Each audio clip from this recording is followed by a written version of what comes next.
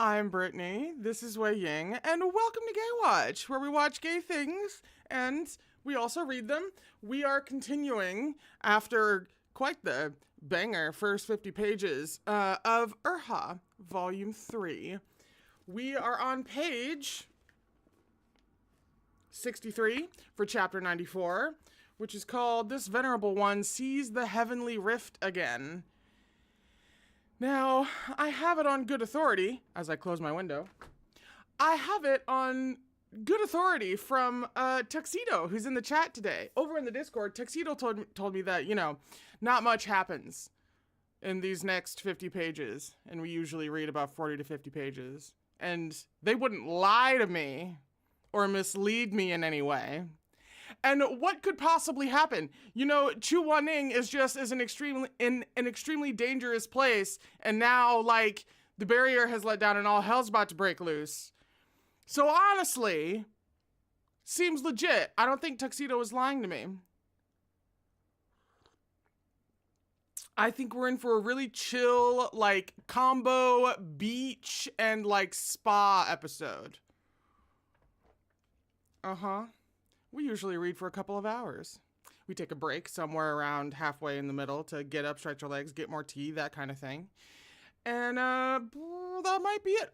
As is always the case with Erha, if you know that you need content warnings for any number of things, please, for the love of God, check out the content warnings. And once again, I am only remembering just in this moment, as I am saying this to you now, that I do not have the link to the spoiler-free content warnings that I usually do. I am writing that down right now so that when I tell you this, all you have to do is go into the description and click on the link, which you can't do right now because it's not there. But there are content warnings for this series all over the place. Please go find them if you know that you need them.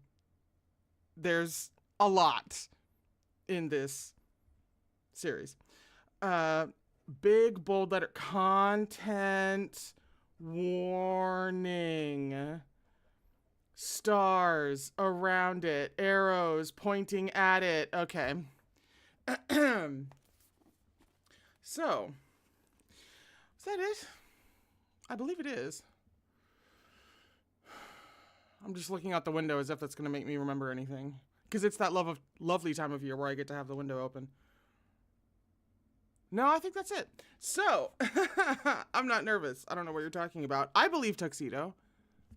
This is going to be an entirely normal reading session. So,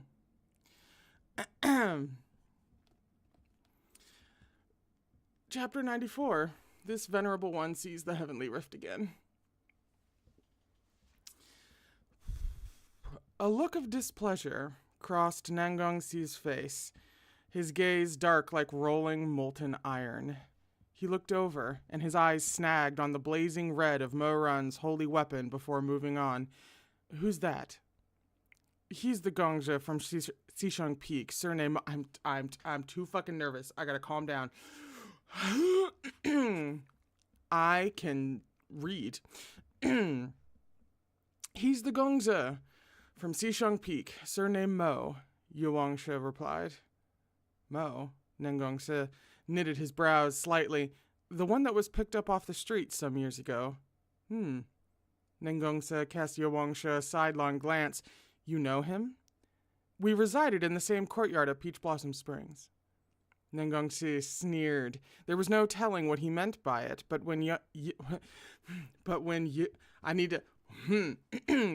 Yuangshe saw his reaction, his quietly handsome face paled, his lashes lowering, and he pursed his lips and fell silent. If you couldn't tell, I've never read this before. This is more of a reaction situation. Less audiobook, more real-time stammering from nerves. If he's going to keep waiting, then I may as well grant him some face, Nangongse said. A master of a holy weapon at such a young age, I gotta see what he's made of. Morun, however, had no attention to spare for the Rufeng sect members. He turned back toward the town, his robes whipping in the wind. The barrier had already cracked. There wasn't much time left. Chu Wanning, are you not done yet?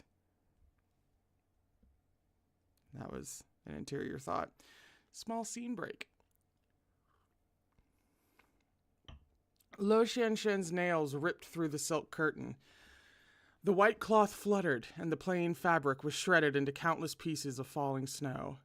Chu Wanning sensed a remarkably familiar presence, but he couldn't quite put his finger on it. Finally, his eyes widened. Tian Wen? No, it wasn't Tian Wen. But as he exchanged blows with her, he felt it. An energy that was incredibly like Tian Wen's emanated from her person. The inner curtains of the sprawling Chen household were like a fine mist, and locked within were a living soul and a vicious ghost. They exchanged a dozen moves. With each blow, the fog in Chu Wanning's mind cleared a little more, until he came to a sudden realization. With this, everything made sense. Heartpluck Willow. We mentioned that before. Lo Xianshen was already dead, her body cremated to ashes. During their first encounter, she had had to make use of Madame Chen's body to haunt the family. Why, then, was she able to show her true form now? That mysterious man had taken a withered branch of the Heartpluck Willow and fabricated a temporary shell for her soul to inhabit. The boiling hearts of the townsfolk outside, the steaming haze of colored fumes, metal, water, fire, earth, they were only waiting for wood. Lo Xianshen's body, made from the Heartpluck Willow. What was that man planning? That's the question of the day, isn't it? Had he gone to such trouble only so that Lo Xianshen could regain her flesh body and slaughter her way into the ghost realm to be with Chen Bohuan once more? Who would go to such lengths for her? She had no living relatives, after all. Relatives. A relative. A memory stirred in Chu Wanning's mind, and his blood rushed through his veins. He recalled, back when he first met Lo Xianshen, she had told him something. She had a brother who'd gone missing many years ago. Was it him? All in my path shall die. Right now, Lo Xianshen had a body of flesh, while Chu Wanning was merely a living soul. While her spiritual powers couldn't compare to his, she was solid and he was air. For the moment, they were evenly matched. In the blink of an eye, her blood-red nails came lunging for his heart. Chu Wanning swiftly dodged to avoid damage to his soul, then flipped his palm and tapped the spot between her brows. It's useless. Try it as many times as you like. The purification spell can't harm me. She laughed savagely, throwing her head back to howl at the heavens. All around them, bands of corpses in Butterfly Town hearkened to her cry. All ye wandering spirits, heed my command. Come ye forth to feast on flesh and slake your thirst with blood. Terrifying wails and howls suffused the air. Butterfly Town had sunk into complete pandemonium, and the frenzied, heartless undead came scurrying to the Chen Manor at her summons. The walking corpses poured in like a flood, shrieking and roaring like crashing waves toppling under the howling winds. The blood-curdling cries were like the screams of a battlefield, and all at once, everyone both inside and outside the barrier could hear them with awful clarity. Outside the barrier, the cultivator stood shaken. Inside, Chu Wanning battled all alone. There was only his silhouette, his lone soul, a streak of white standing before Lo Xianshen. She laughed in glee, madness and wretchedness flooding the depths of her eyes. But a gentleman is like bamboo, with unbending integrity, and Chu Wanning remained unfazed even in the face of hundreds of ghosts. Only his brows were drawn deeply together, a layer of gloom darkening his eyes. Lo Xianshen, do you remember what you once told me? She hadn't expected him to ask such a question and was a bit taken aback. Chu Wanning took advantage of her momentary confusion to leap to the roof of the Chen Manor's courtyard in a flutter of white robes. His silk boots, pristine and untainted, landed lightly on the edge of the black sandalwood eaves. You once told me you never wanted to become a vicious ghost. You said you didn't want to hurt anyone. As the pitch of his voice dropped, the wind began to rise around them. Chu Wanning looked up to see corpses swarming toward them from every direction. He knitted his brows slightly and raised his hands, his broad sleeves fluttering in the haunting winds. Between his hands shone a golden glow. Forgive me. At once, thousands of willow vines shot up from the ground. Gash after gash opened in the earth beneath the flowing rivers of blood and throngs of corpses in Butterfly Town as sturdy willow trees burst through. The vines gleamed a blinding gold like countless shimmering chains and bound every fleeing corpse in their tendrils. Chu Wanning's eyes were closed, his long hair whipping wildly before a face as cold as snowmelt in a mountain stream. Tianwen, he called in a grim voice. 10,000 coffins. His eyes flashed open, blazing like lightning. Those rows upon rows of golden weeping willows glowed brilliantly, and innumerable branches sprouted and grew in dense numbers, trapping the walking corpses as they roared and struggled. In the next second, a gap creaked open in every willow tree.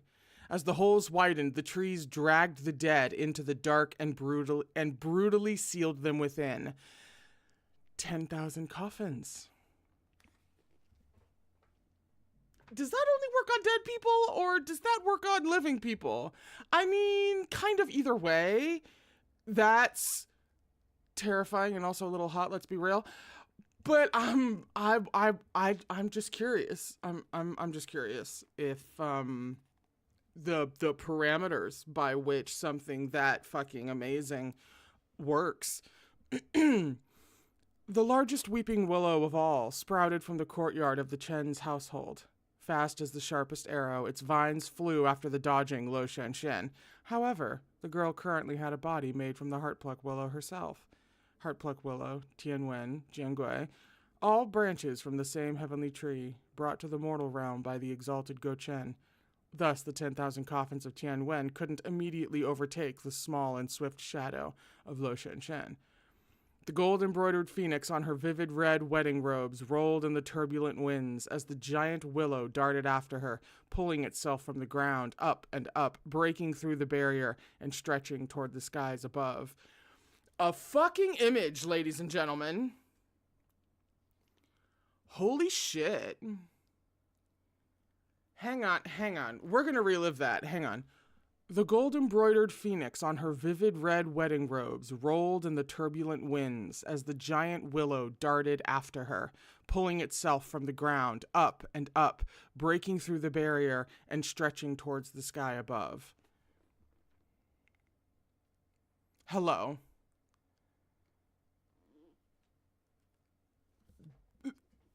That's beautiful description. That is simply stunning. That's a small scene break. On the other side of the barrier, the crowd was shocked into silence by this sky-shattering tree. Those with lesser spiritual power couldn't endure it. Their legs went weak at the Zongshe's oppressive presence, and they fell heavily to their knees. The willow tree formed from Tianwen's spiritual energy grew taller and taller until it seemed it would reach even the luminous moon itself. Chu Wanning had unleashed his spiritual powers to a degree hitherto unseen. Yeah, I'm deeply aware. We ain't never see him pull this shit before. Among the cultivators surrounding Butterfly Town, there were many whose eyes were bloodshot, and even Nangong-se, with all his cultivation, found it difficult to breathe, his chest tight and his heart beating rapidly. He gritted his teeth. A character like this exists at Xishang Peak? Who is this Yuheng elder? Ooh, art. Next to him, Li Wuxian remained unruffled. He was the head of the sect, after all. He could handle this much. Nengongongzhe, this man is Chu Wanning, I tell you. What? This startling news, on top of the already intense spiritual pressure, was too much. Nengongse choked and spat out a mouthful of blood. It's Chu Zongshe. Young master, please don't speak anymore. Seeing that he was hurt, Yowangshe raised a hand and pressed 2 meridian points on Nengongse's body to help him circulate his spiritual powers. Yet unexpectedly, Nengongse wasn't grateful in the slightest. He pushed Yowangshe roughly away and wiped the blood from his lips. Don't touch me. Yowangshe fell silent. Yugongzhe, allow me. Song Chu-tong nominated herself in a small voice. Being a butterfly-boned beauty feast, she wasn't greatly affected. She stepped forward gracefully, her lovely eyes delicate and fearful as she gazed at Yowangshe. Yet this time Yuangsha didn't seem so friendly as he had been when they'd first met. He completely ignored her. Having received the cold shoulder, Song Chutong turned to gaze at Nangongsa with tear-filled eyes. Nangongsa's attitude toward her was much improved compared to their first encounter, but he, too, declined. Your help isn't needed. I was merely shocked to hear of someone I haven't seen in many years. I'm not that weak. If you have free time, go help others. The art in question.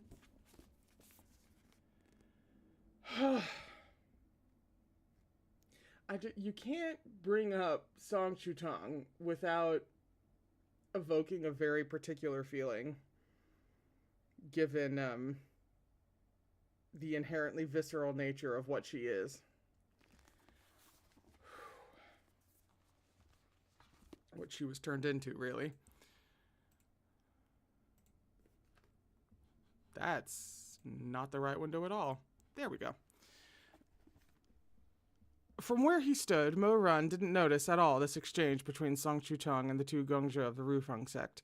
He dropped down beside Chu Wanning's vacant body, lifting his head to watch Chu Wanning's living soul engaged in the heat of battle, with Lo Shanshan within the barrier. He looked at that army of corpses temporarily sealed by thousands of willow trees, his heart and mind surging with alarm and anxiety. To use a spell like this, even under normal circumstances, would exhaust one's spiritual powers, and moreover, Chu Wanning's soul was currently outside his body. Just how ridiculously powerful was this man? Yeah. Before Morun could finish the thought, an ear-splitting cry rent the air. In the end, the Heartpluck Willow was no match for Tianwen. Beneath the lonely moon, Lo Shanshan was bound by the willow vines, branches and leaves sprouting fast and swallowing her rapidly. That colossal, sky-scraping tree enveloped her completely within its trunk. Finally, the ancient willow that had touched the clouds shrank slowly toward the ground, gradually descending until it stood equal once more with the other willows. By now the barrier had been completely shattered. But since the 10,000 coffins conjured by Tianwen still held the scores of walking corpses hostage, the danger was still held at bay. Get you a man.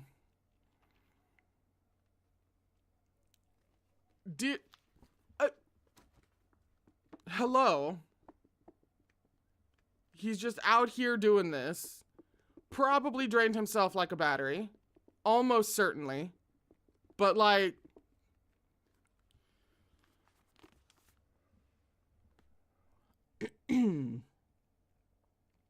Even so, Xue Jingyong didn't dare relax his guard and ordered Xishang Peak's people to stand sentinel before every willow tree. Smart! As for the others, they dashed straight for the courtyard of the Chen Manor. In such a dire situation, Morun didn't think twice. He immediately swept up Chu Wanning's cold body into his arms and rushed over with the rest. See? Tuxedo was telling me the truth. Crisis averted. Problem solved. It'll just be, we'll be at the beach in no time. It's fine, guys. It's fine. That was a small scene break. We're at the bottom of page 70. When the group arrived, the ancient willow chaining Lo Shanshan had transformed into a coffin. The girl lay within, her expression fluctuating between savagery and sorrow, her eyes sometimes vicious, sometimes aggrieved. Two distinct voices spilled from her lips, switching from one to the other. The first was full of madness, as it raged, "Why do you obstruct me? Why do you obstruct me? You all deserve death, every last one of you." The other voice was soft and helpless. "Yan Logaga, is it you? Is it you who's come home? Please, I beg you, save me. I don't want to hurt people, please." The two voices rose and fell back and forth until after a long while, silence reigned within the coffin. At this point, the spiritual power of Chu Wanning's living soul was at its limit. He was barely holding on. Yet, relying on his will alone, he pressed his fingers between the brows of the girl in the coffin. "Speak thy name." The ghost girl slowly opened her eyes. They were still that violent red. "Watch out!" Li Wuxian blurted. Just as he was about to charge forward and end the maiden's life, Chu Wanning pointed a finger and a bolt of lightning cracked down in Li Wuxian's path, stopping him in his tracks. "Chu Wanning, you..." Chu Wanning ignored him.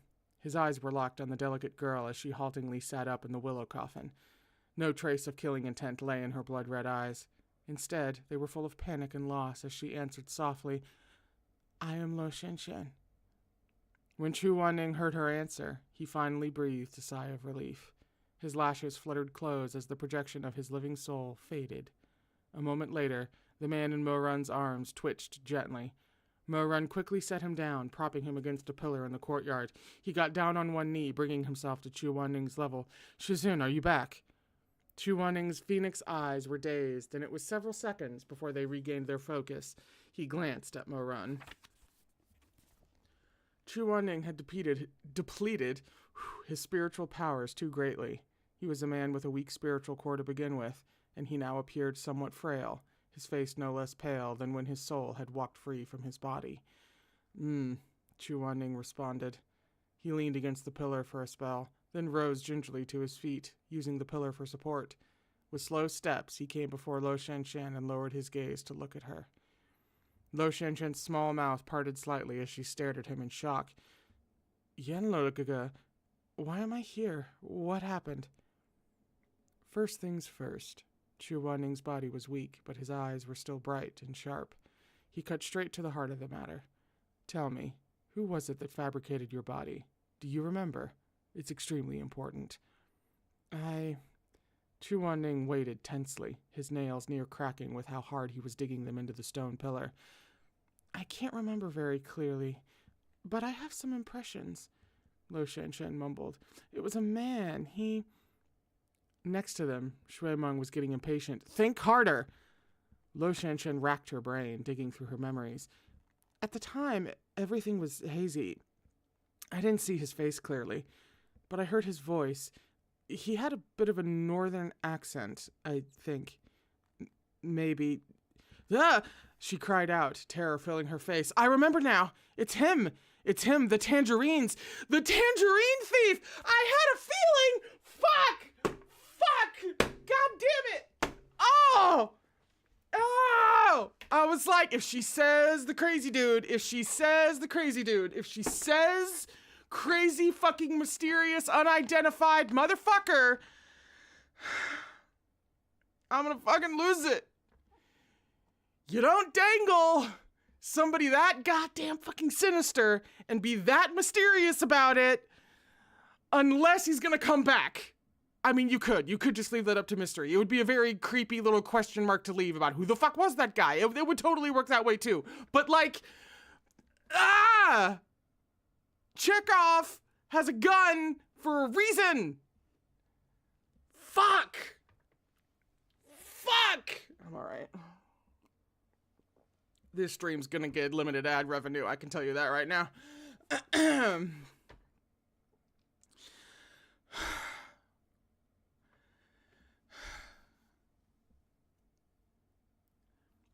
The tangerine what? Shui Meng grumbled. What nonsense. Of course, because nobody knows what she's talking about. However, Chu Wanning understood at once. She meant that madman she had encountered as a little girl, the one who chopped down the tangerine tree. Oh me. All y'all with the tangerine emojis, y'all think you're funny. Because you are.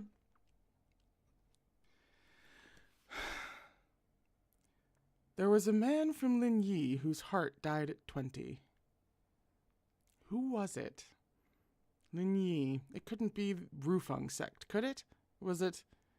Right then, a crisp clap of thunder exploded across the heavens, and the Zhenlong chess formation that spanned the sky over Butterfly Town flashed red. "Not good!" Shui Zhengyong shouted. "Everyone, keep watch on the 10,000 coffins. The creator of the formation has probably noticed we're here by now. Something's coming." Sand flew and debris scattered, and smoke and dust began to rise from all around. Every cultivator in Butterfly Town was on high alert, their backs pressed against one another and their long swords held before them. Chu Wanning's eyes darkened, and he turned to Lo Shen. "Get up. That man left a white chess piece inside your body. Don't let him control you any longer. I'll help you purge it. Once the white piece falls, leave immediately. Go to the underworld and return to the cycle of reincarnation. You must not linger in the mortal realm. As he spoke, light gathered in his palm, and he clapped it to Lo Shanshan's chest. But as the spiritual energy passed through her, there was no sign of any white piece from the Zhenlong chest formation. Chu Wanning froze. A chill rushed up his spine like the quick flash of a spark. He sensed danger. "Around here? Really? Are you sure?" "Go quickly," he shouted. But it was too late. A sharp scream tore through the air. The heart of the Zhenlong chest formation in the sky above glowed with a bloody red light and struck like lightning right into Lo Shanshan's willow-crafted body. The ground rumbled, and a fiery light roared to the skies.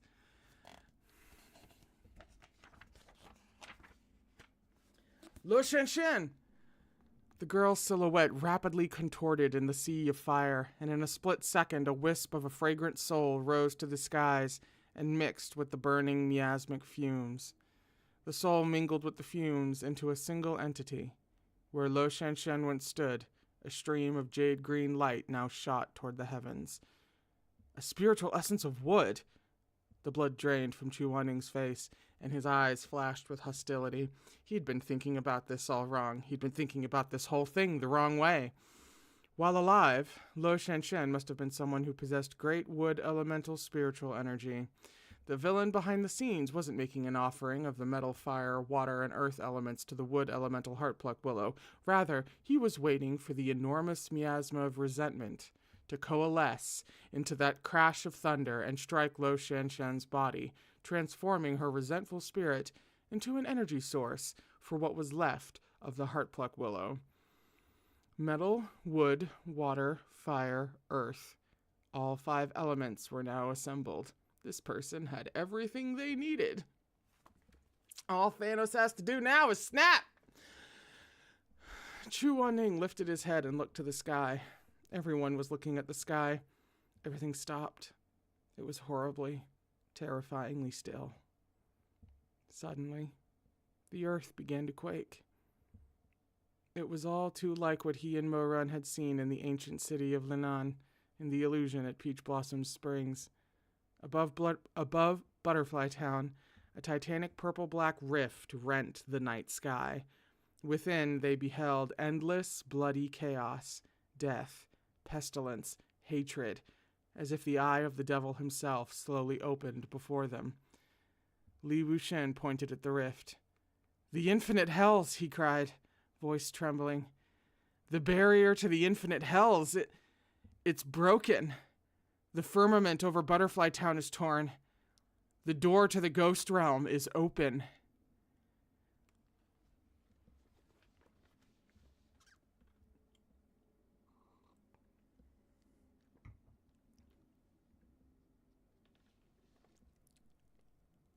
"I think you lied to me, Tuxedo. I don't think we're getting to the beach. You didn't even promise a beach, but that's where my brain went. I don't think you were being entirely truthful." That was the end of the chapter. We're on page 77 for chapter 95. Excuse me. The name of this chapter is This Venerable One's Calamity from His Past Life. What? What do you mean? What? All right. Okay. Everybody buckle up. Everybody get seated. Do you have something comfy nearby? You might need it. Okay.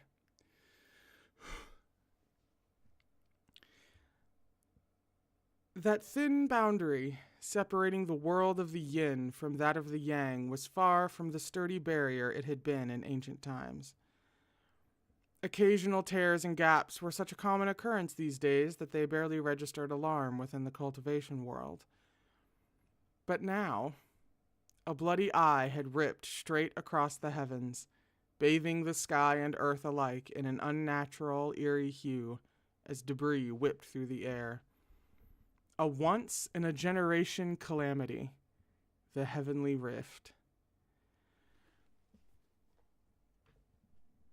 I realize it's not quite the same, but metaphorically speaking, I feel like millennials can deeply identify with this once in a generation phenomena, just so happening to happen to you.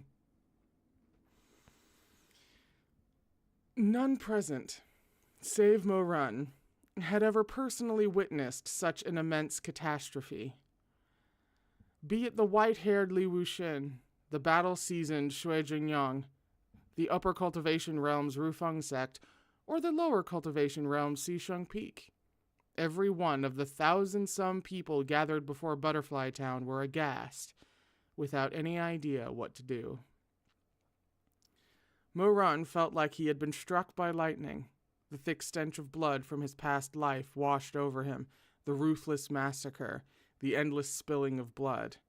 This was it, that very same heavenly rift. In his previous lifetime, this was where Shimei died.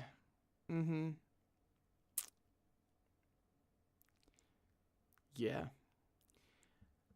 He and Chu Wanning had worked together to repair the barrier.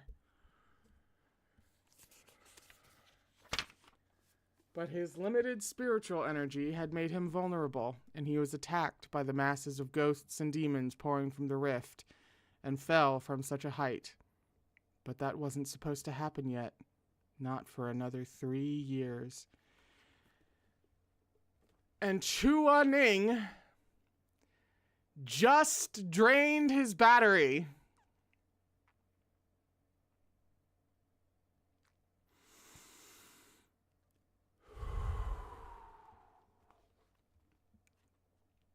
It's a small scene break. Morun remembered that snowy night with such clarity. Oh, fuck. Wait. Small scene break. Are we going into a flashback? No. Are we reliving? Are we gonna see what the hell happened the first time around?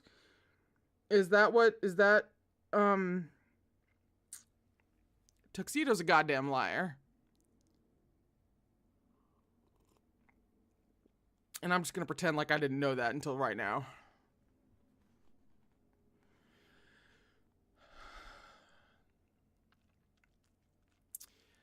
Morun remembered that snowy night with such clarity. It had been just after New Year's Eve. Scraps of red from spent firecrackers had littered the snowy ground, and the faint smell of smoke lingered in the air.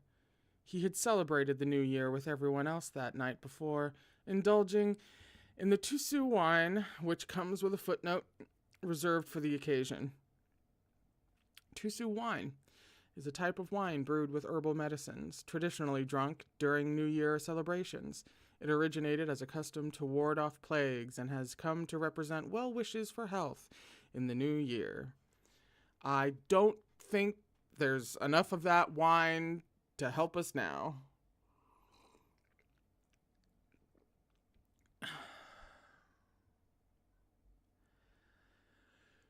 Where the hell even am I? Morun looked up, slightly tipsy. In the warm glow of the candlelight, Shimei's eyes were like the waters of spring, tender and affectionate from every angle. Xisheng Peak, he's so high up on that pedestal that you put him on. Xisheng Peak was alive with laughter and merriment. He had thought back then that this was wonderful.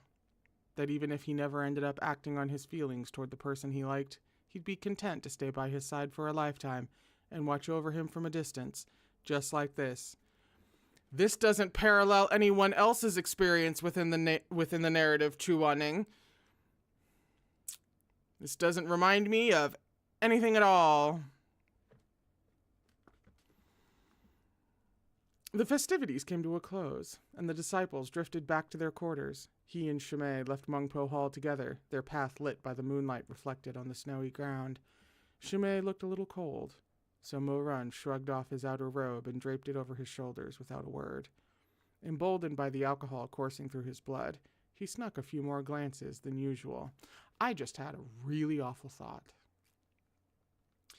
Given how Morun's psyche has been established and set up.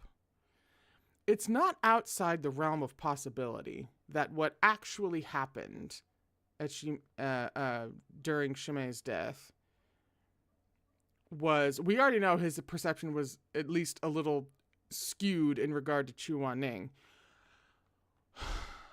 But it is entirely possible that,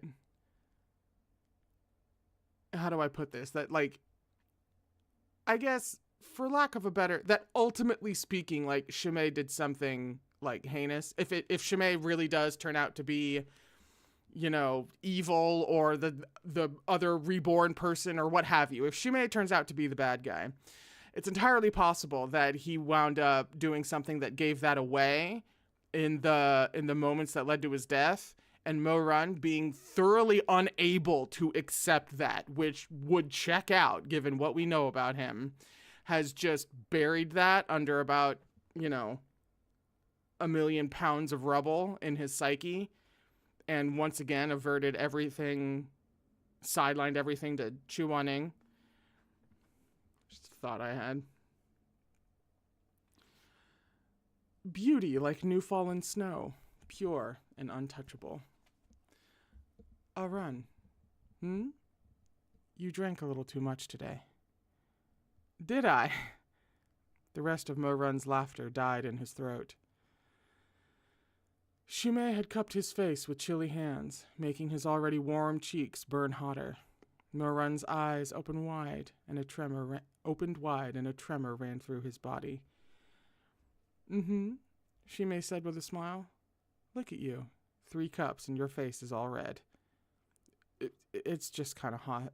Morun scratched his head goofily, his face aflame. He had been so easily satisfied back then. Simply liking someone was enough. He didn't need his feelings returned, didn't dare to dream of more. That person had merely touched his face, yet he felt like he had been blessed by the heavens. He stared in a daze, words abandoning him, his inky black eyes glistening with wonder and gratitude. The two bid each other good night before the disciple quarters. Before leaving, Shimei turned to smile at him, draped in Morun's robe and backlit by the enchanting glow of moonlight on snow. Run. Morun had already turned to leave, but at the sound of his name he whipped around in a fluster like a spinning top for fear of missing something. Yes? Thanks for lending me your robe. It's nothing, I was hot anyway. And Shimei's gaze grew even softer, so warm it seemed it could chase away the long winter. Run. Actually, A firework exploded in the distance. Fucking what? Excuse me? Morun didn't catch what he said, or perhaps Shimei didn't actually say anything more. By the time it was again quiet, Shimei was already pushing open the door to his room. Wait, Morun called out, panicked. What did you say just now? Shimei was uncharacteristically playful, blinking his eyes as he teased. Good things can only be said once. Shimei, but that alluring person did not relent. Only the lower half of his elegant face was visible beneath the cold-proofing curtain, bearing a soft smile that Morun would remember for the rest of his life. It's late, he said. I'm going to bed. If I still feel like telling you in the morning... Shimei paused, soft lashes drooping like feathery mimosa leaves. I'll tell you then. And then... Wait. Who could have known morning would bring with it the heavenly rift? I don't know. If we're being super fucking paranoid, I would say Shimei. Because I'm just back to relentlessly just not trusting anything Shimei does ever. With almost nothing to stand on, I believe this wholeheartedly. It's so bizarre. This hasn't quite happened to me before. I've never been so dead set on a character being fucking evil without really a leg to stand on. if it has happened to me before, it hasn't quite happened like this, or to this degree. Where even was I? I don't know. Who could say? Who could have known morning would bring with it the heavenly rift?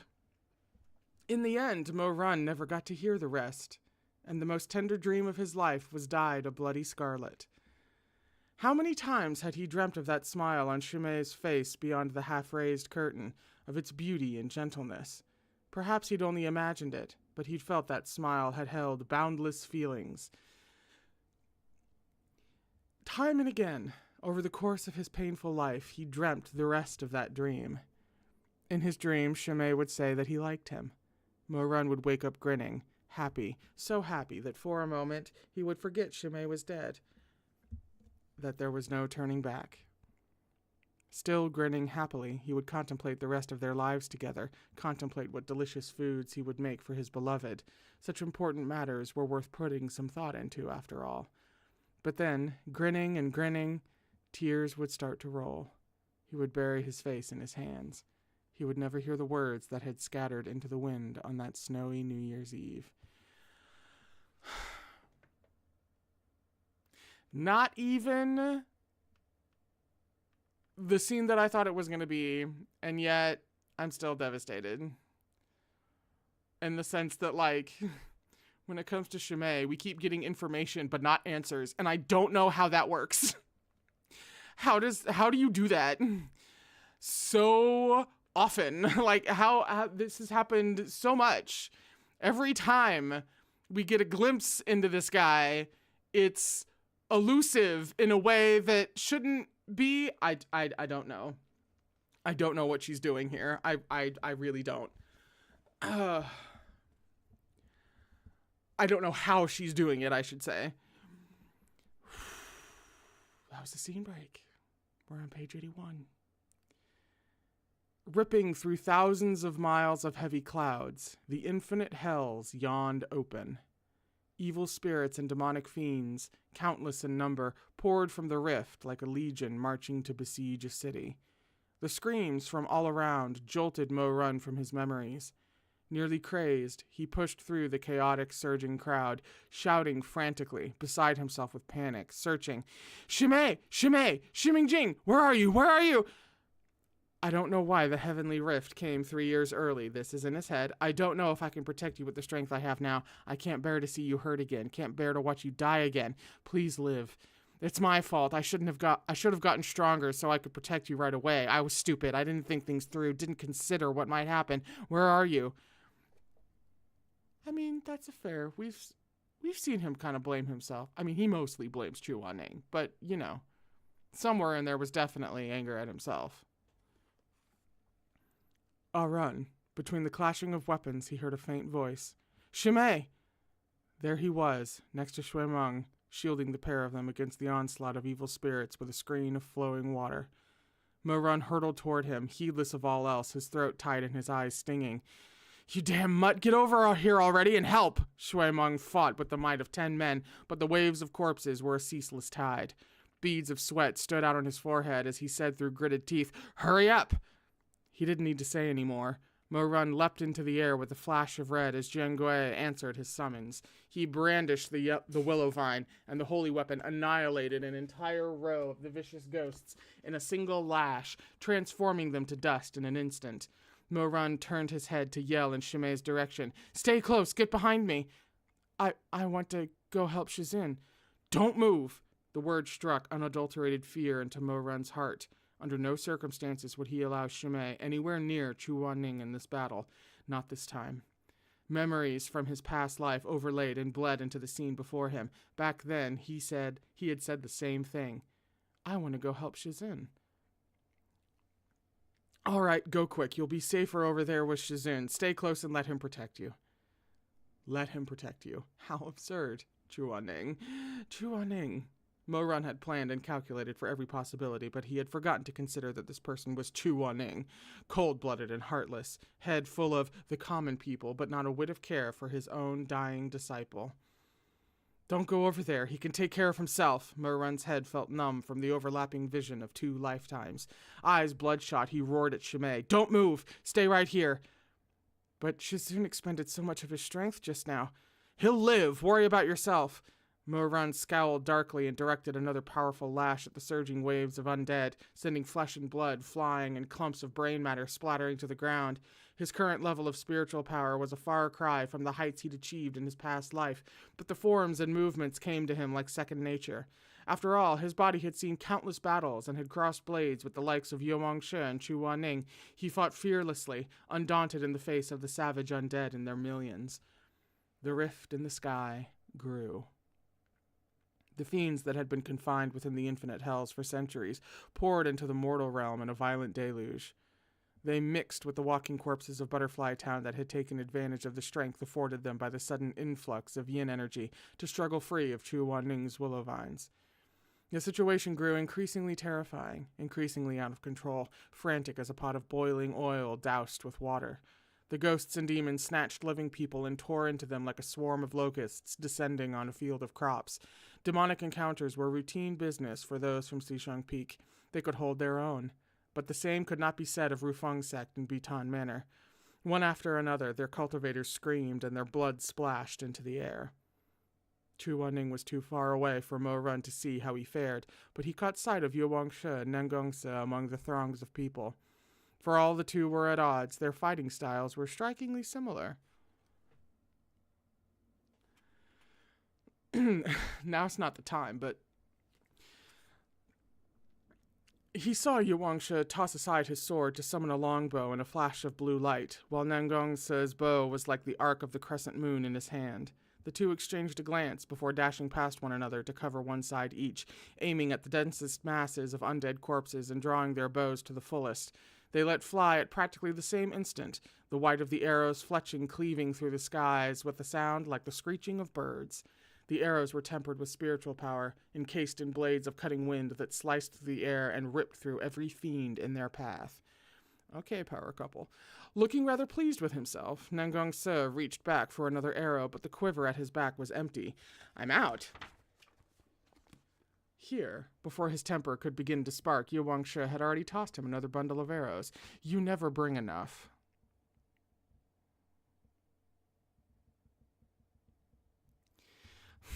Nangongse scoffed, but this was hardly the time to be stubborn for the sake of appearances. He accepted the arrows, and the two returned to their respective battles. An hour passed in the blink of an eye. Though the cultivators beat back hordes of vicious fiends, still more flooded from the ghost realm to replace them. Li Wuxian cut down 12 spirits in one slash, then turned to yell at Shui Jingyang. We can't keep on like this. We have to fix the barrier. Shui Jingyang glanced at the 4 golden arrays glowing in the distance, positioned at each of the town's 4 cardinal points. He huffed out a breath and snapped back, cross. Easy for you to say. Do you know how to fix this barrier? Do you even have anyone who knows a thing about barriers? Li Wuxian's face was sullen. Barriers aren't one of my sect's specialties. Then shut the fuck up. How many Yuhungs do you think there are? Chu Wanning is holding down the 4 critical points right now, and if he lets up, those damn ghosts will rush the blockade, and everyone in Sichuan will be a goner. If we cultivators can barely hold on, how do you expect the common folk to survive? Better that Sichuan be done for than the entire cultivation world. If you don't find someone to mend the heavenly rift right now, we won't be able to anymore. Shui Jingyang's temper flared at these words, and when he next swung his metal fan to send a powerful gale hurtling toward the vicious ghosts, he allowed it, as if by accident, to open a slice across Li Wuxian's cheek. And why should the people of the lower cultivation realm die for the sake of your precious upper cultivation realm's safety? I mean, we're going to debate this now, but sure. Don't put words in my mouth. I'm saying that sacrifices must be made for the greater good. If this heavenly rift had opened at my Bitan Manor, I would have gladly sacrificed my entire sect to keep the peace in the land. What a thing to say, Li Zhuangju. But talk is cheap. Shui Jingyang, his tiger eyes round with fury, was so angry he could only laugh. The entrance to the ghost realm lies in my province. It is not and will never be in your Bitan Manor, no matter how many generations pass. So what? The entirety of Xishang Peak ought to sacrifice itself 1,000 times, 1,000,000 times for peace in the land? Li Zhuangju, You really are something. The two were locked in a stalemate, bickering as they fended off demons and fiends, when a streak of snow-white brilliance swept toward them from the western horizon. Before they could ascertain whether it was friend or foe, a burst of frenzied melody descended from the clouds like a tempest, as sonorous and resonant as a deluge from the heavens, yet also like a shower of arrows. For though they spied no weapons, they felt as if the glint of blades was all around them, as if they could hear the braying of war horses, and see fire beacons lit along the walls of a distant stronghold. Kunlun Tashwe Palace! Shui Jingyong's head snapped up to gaze at the stretch of snowy radiance. At this distance, he could see that it was indeed a multitude of cultivators, riding on swords, each clad in robes of frozen mist silk with peach blossom petals drifting around them. The men and women alike had faces beautiful and gentle, their outward appearances frozen in their early 20s by virtue of their method of cultivation. Please, dear God, be Gandalf coming down over the hill. Some of the Tashway Palace disciples stood on their swords. Others sat, half of them cradling pipas in their arms and half balancing guchins on their knees. Their cords streamed down from the sky above, tumultuous and frenetic, yet clear and flowing, and the spirits and undead below shrieked in agony, even as they were held in place, as if trapped under an invisible net. The man leading the formation had striking features, with pale gold hair and jade-green eyes. He was clothed in silken robes, the white of fresh snow, with a pendant resting on his forehead like a droplet of water. Within the collars of those robes, his neck was fair and slender, like a fragrant, delicate blossom in a porcelain vase.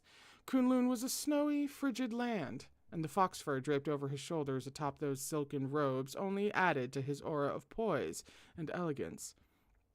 There's art for this. He held an exquisite pipa in his arms, and his brow was furrowed as he plucked its strings with slender fingers, luminescent petals of peach blossoms dancing about him with every note. Imperial winds across 4 seas, waters of virtue ever clear, don not the livery of war, for today we emerge in triumph. The chords slowed, and he glanced down at Shui Jingyong and company. Yet just as the man was about to speak, an irate holler rang out from a short distance away. Mei Han Shui, you damn mutt, why is it you of all people? I mean, the art, though. Like, an entrance. That is how you make an entrance. Thank you. Holy damn. I'd love to get, like, a full color bit of art from him, what with his like blonde hair and green eyes and stuff, because that is indeed striking. The voice belonged to Shui Meng, who had darted over to stand under Mei Han Shui's sword as he yelled, and who now tilted his head back to curse. Of all the people in the world, Kunlun Tashway Palace sent your unreliable ass? Yuangsha turned toward the commotion, equally irritated by the sight of that man with his pipa and his flittering flower petals and snowflakes. They sent him? It does kind of seem like they sent in a bard to do, like, a paladin's job, you know? What? Nengongsa asked. Another acquaintance of yours? I wouldn't call him an acquaintance. Yuangsha was himself less than pleased to encounter Mei Han Shui, but unlike Shui Meng, who had stomped over to cuss him out, Yuangsha turned on his heel to leave immediately. Just fought him once. Oh, Nengongsa's curiosity was piqued. How is he? Any good? Huh. Yuangsha sneered coldly. He had women do all the fighting for him. How do you think he is? Nengongsa stared, speechless.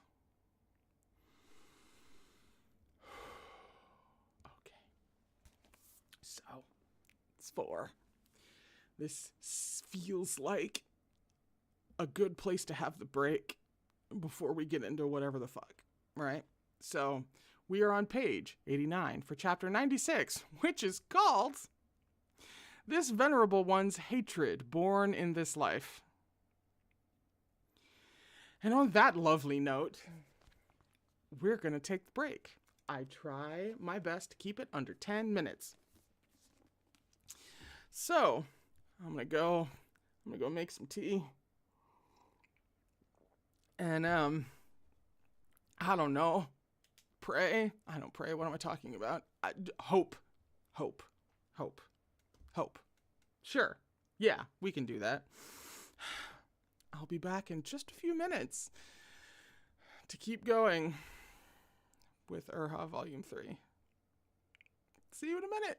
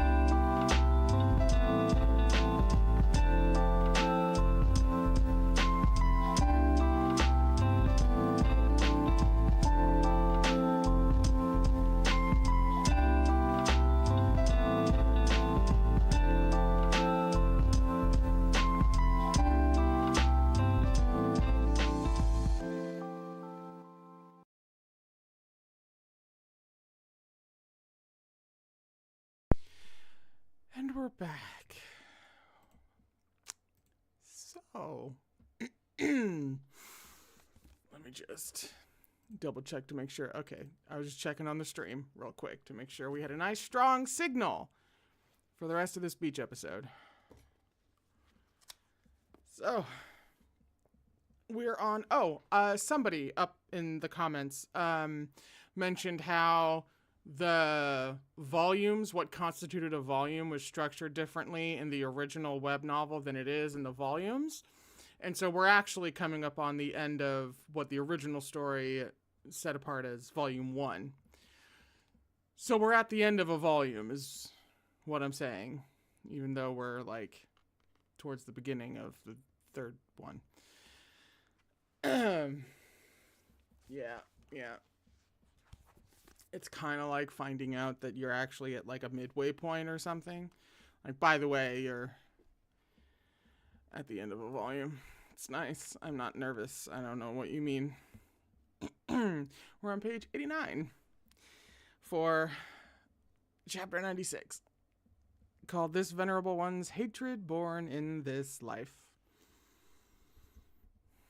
Wait, hatred born in this life, as in his hatred is about to be born in this life, in his reborn life?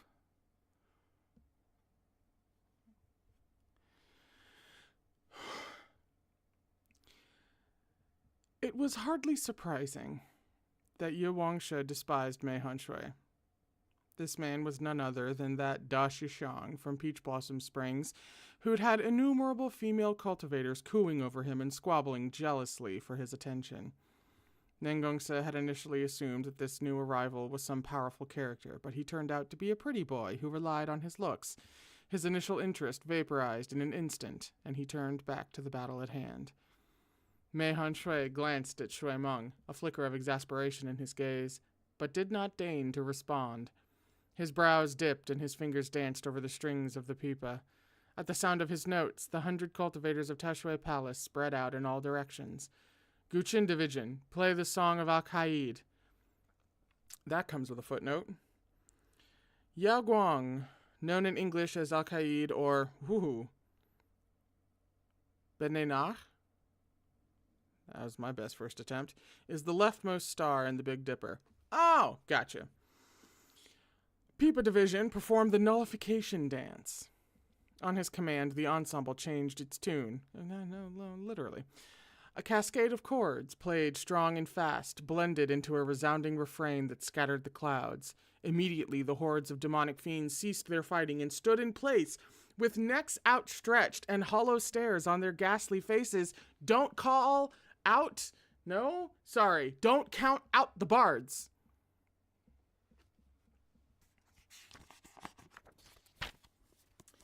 Seeing this, Li Wuxian was reminded that those of Kunlun Tashui Palace were not only masters of music, but also knew something of barrier mending. He tilted his head up and yelled, delighted, "Honored nephew Mei, would you happen to know how to mend the heavenly rift?" You don't know how to, seal the chasm to hell, do you? Because,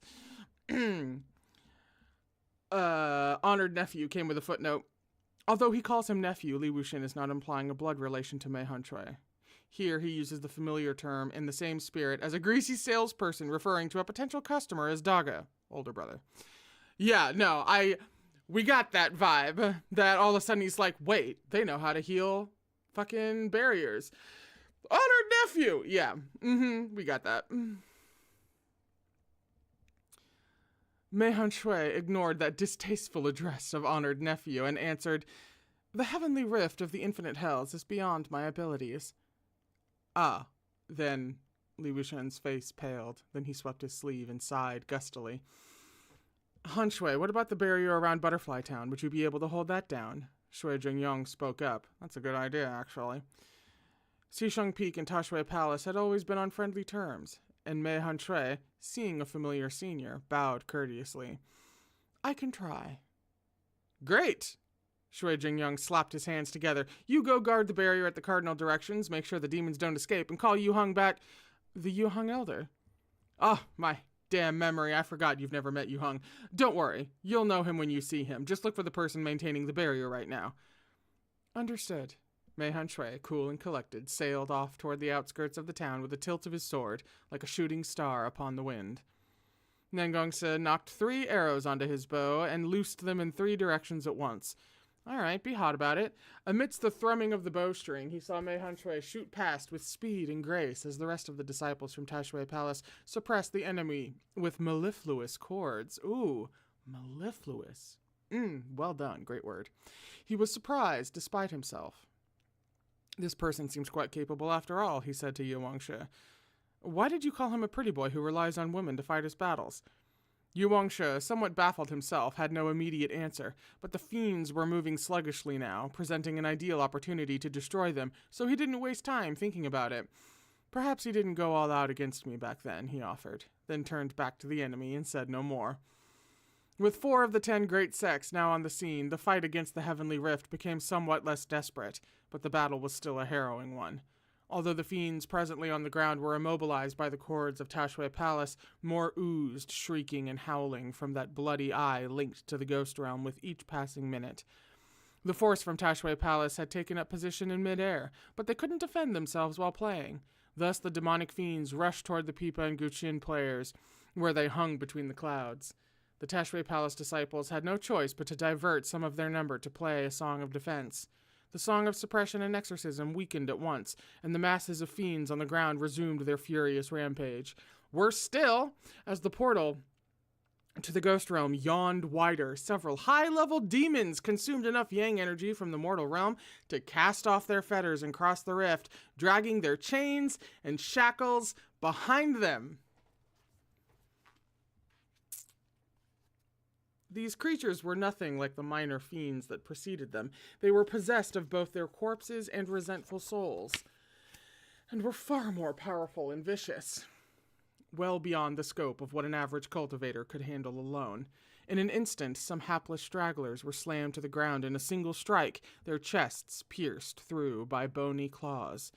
Blood splattered across the ground with a wet squelch as the high-level demons ripped out those cultivators' hearts, rich with spiritual energy. The fiends bit greedily into them, red blood gushing out and streaming down the rotting flesh of their faces. Soon their mouths were bloody and dangling with gore, and the demons grew ever stronger, plunging into the crowd and seeking their next meal like beasts of prey. All hell broke loose.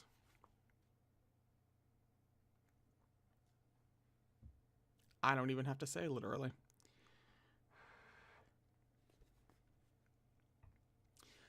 Set arrays and form groups, Shui Jingyong shouted. Stay together, don't run off. But some of the cultivators were already overcome by fear. Somewhat understandable. Running around in hysterics, screaming and crying as they fled in all directions. The stench of blood grew thick in the air. The demonic fiends swept forward like the tide, and the corpses of the dead piled high. Nengongsa was fully engaged in combat, letting fly arrow after arrow, when a hanged ghost, its blood-red tongue dangling from its mouth, rushed forward and latched onto him. It raised its claw, aiming straight for his chest. When Yuangshe turned and saw, the color drained instantly from his usually composed face. He was too far away. Asa! Gongja! In the nick of time, Song Chu-tong sprang forward with her sword and stabbed the hanged ghost in the arm. But she'd never killed a person before, much less a ghastly fiend like this. Fear overtook her, and the long sword fell from her hand and clattered to the ground. The hanged ghost lunged at her in fury. Nengongsa traded bow for sword as he stepped before her to block its attack. Get away from here, hurry! Song Chu-tong's eyes glistened with tears. Chu-tong's life was saved by Rufeng's sect. This one cannot possibly leave. Nengongsa had little experience with women, but when he saw her delicate demeanor and the determination in her eyes, he felt as if his heart was being squeezed. He cursed under his breath. Yuangshe, get the hell over here. Look after her for me. Yuangshe was splattered with blood, his handsome face stained with grime and filth. He clapped a hand around Song Chu-tong's arm and said harshly, Go find Qin Shixiang and stick with him.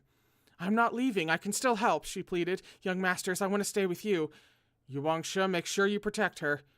Yuangshe's face darkened. Upstanding gentleman that he was, he rarely displayed such anger.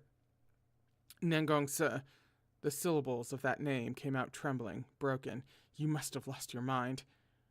Then turning his back on the other two, he took up his sword and vaulted away, back into the surging masses of undead. High-level demons continued to emerge. and they cut through the crowd like daggers, slicing open the stomach of a fish and peeling off its scales, glistening and sticky with blood, rising and falling. That would be visceral in every sense of the word. It was every man for himself as the fiends surrounded the living. These creatures wanted nothing more than to devour each and every one of them and drag them into the infinite hells. Morun, Shuemeng, and Shimei fought back to back against demons on all sides, but the space they had cleared around them shrank rapidly as the enemy pressed in. There was a wet sound as Shuemeng sheared the arms off a fierce fiend, and its foul blood fountained several feet into the air. We are in it now. The fiends assailing them saw at once that Shuemeng was a threat and circled around towards Shimei instead. Shimei's hands formed a spell sign, but his spiritual energy was being rapidly depleted, and the brightness of the water light array before him flickered. Granted, I'm hyper aware of literally anything related to water or ice for very obvious reasons. But I'm just, literally any mention. So like the water light array before him, I'm just, cause who knows? How did this series make me so paranoid? At this rate, Morun knew they wouldn't be able to hold out much longer. He made up his mind. Shimei, put up a shield array. Shuemeng, get in. What? Shuemeng was immediately incensed. You're telling me to be a wuss? Just listen to me and get in. This isn't the time to worry what you look like. Look around. You think we can kill this many ghosts? I'll run, said Shimei. What are you going to do? Stop asking questions. Just do as I said. Morun softened his tone. It'll be all right. The clearing around them contracted further. Quickly, Morun urged. There's no more time. Shimei had little choice. He adjusted his hand seal to raise a layer of blue shield array around Shuemeng and himself. When he saw the array was complete, Morun unsheathed the dart concealed in his sleeve and slashed it across his palm, then sprinkled the array with his own blood to mark it with his spiritual energy. His gaze dark, he called out in a low voice, "Get to work." Jiangwei flared bright at his words. The weapon grew in length by tens of feet, each leaf like a sharp dagger hanging from the willow vine as it blazed with scarlet spiritual energy. Morun closed his eyes, recalling the sight of Chu Wanning unleashing his killing technique. When he opened them again, his eyes reflected the innumerable ghastly fiends closing in on them. He whipped Jiangwei high above his head. Sparks erupted off the vine and rained down as Morun held up his arm, his sleeve buffeted by the wind. In that moment, his silhouette seemed to overlap with Chu Wanning's in his mind. The two I'm sorry, I just fully tripped over the gay. In that moment, his silhouette seemed to overlap with Chu Wanning's in his mind, the two moving in perfect synchronicity. Wind. A burst of force ravaged the land and stirred the very clouds above, pulling low the sky itself. Behind Morun, Shuemeng and Shimei watched as an enormous light array bloomed scarlet like a red lotus from hell, and fierce gales sliced the ground like formless blades.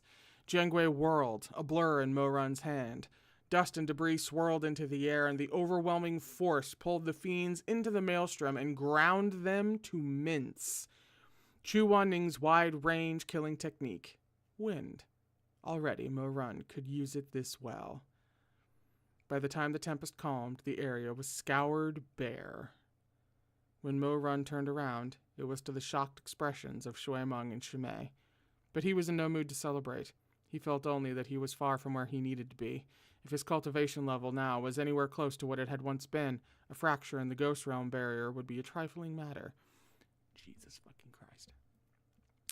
Look, over there! A voice suddenly shouted in the distance. All raised their heads to see several contingents high in the sky, riding in on swords from every horizon, each group in distinct dress and shrouded in distinct spiritual energies. Hey! It seemed the opening of the heavenly rift of the infinite hells had finally spurred the sects of the upper cultivation realm to action.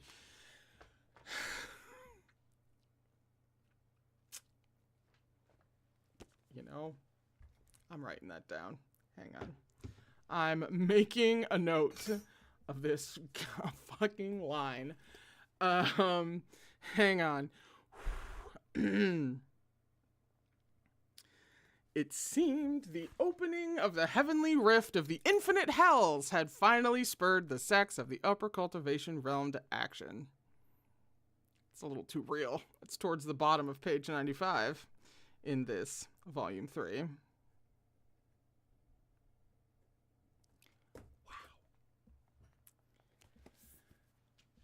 Their glowing swords touched down, one after another, a massive influx of reinforcements. Here were the graceful and charming personages from Rainbow Island. There the solemn and dignified monks of Wubei Temple, and so on. Finally, the 10 great sects had all joined the fray. Thank you! Increasingly stronger demons were crossing into this world like the endless swarming of locusts. But with this sudden arrival of support, the cultivators on the ground were no longer so outmatched. At the same time, Mei Han Shui and Chu Wanning at last completed the spiritual transfer, and the color of the barrier anchored at the cardinal directions of the town shifted from gold to blue. Chu Wanning left guarding the borders to Mei Han Shui and rode the wind into the center of the battle, alighting gracefully where the fighting was most fierce. He looked up at the rift in the sky. By now it was open wide, and an immeasurable and terrifying evil was vaguely perceptible within.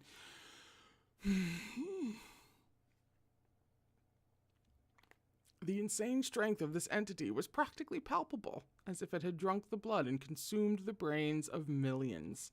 The barrier needed to be sealed now, or that great evil presently suppressed within the infinite hells would break free and cross into the mortal realm.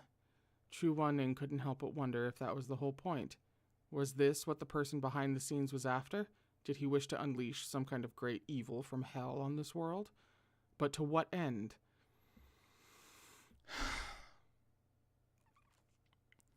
I mean, some people just want to watch the world burn. Other people are, feverishly devoted to unspeakably evil things. That's also a possibility. But as to some, greater plan, I have no idea. I don't know. Because that seems like the final move, not a move, Huh.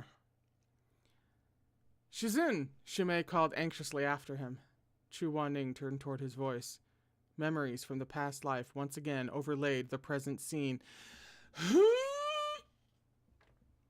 That's a small scene break. And now... Oh no, now's when we're gonna...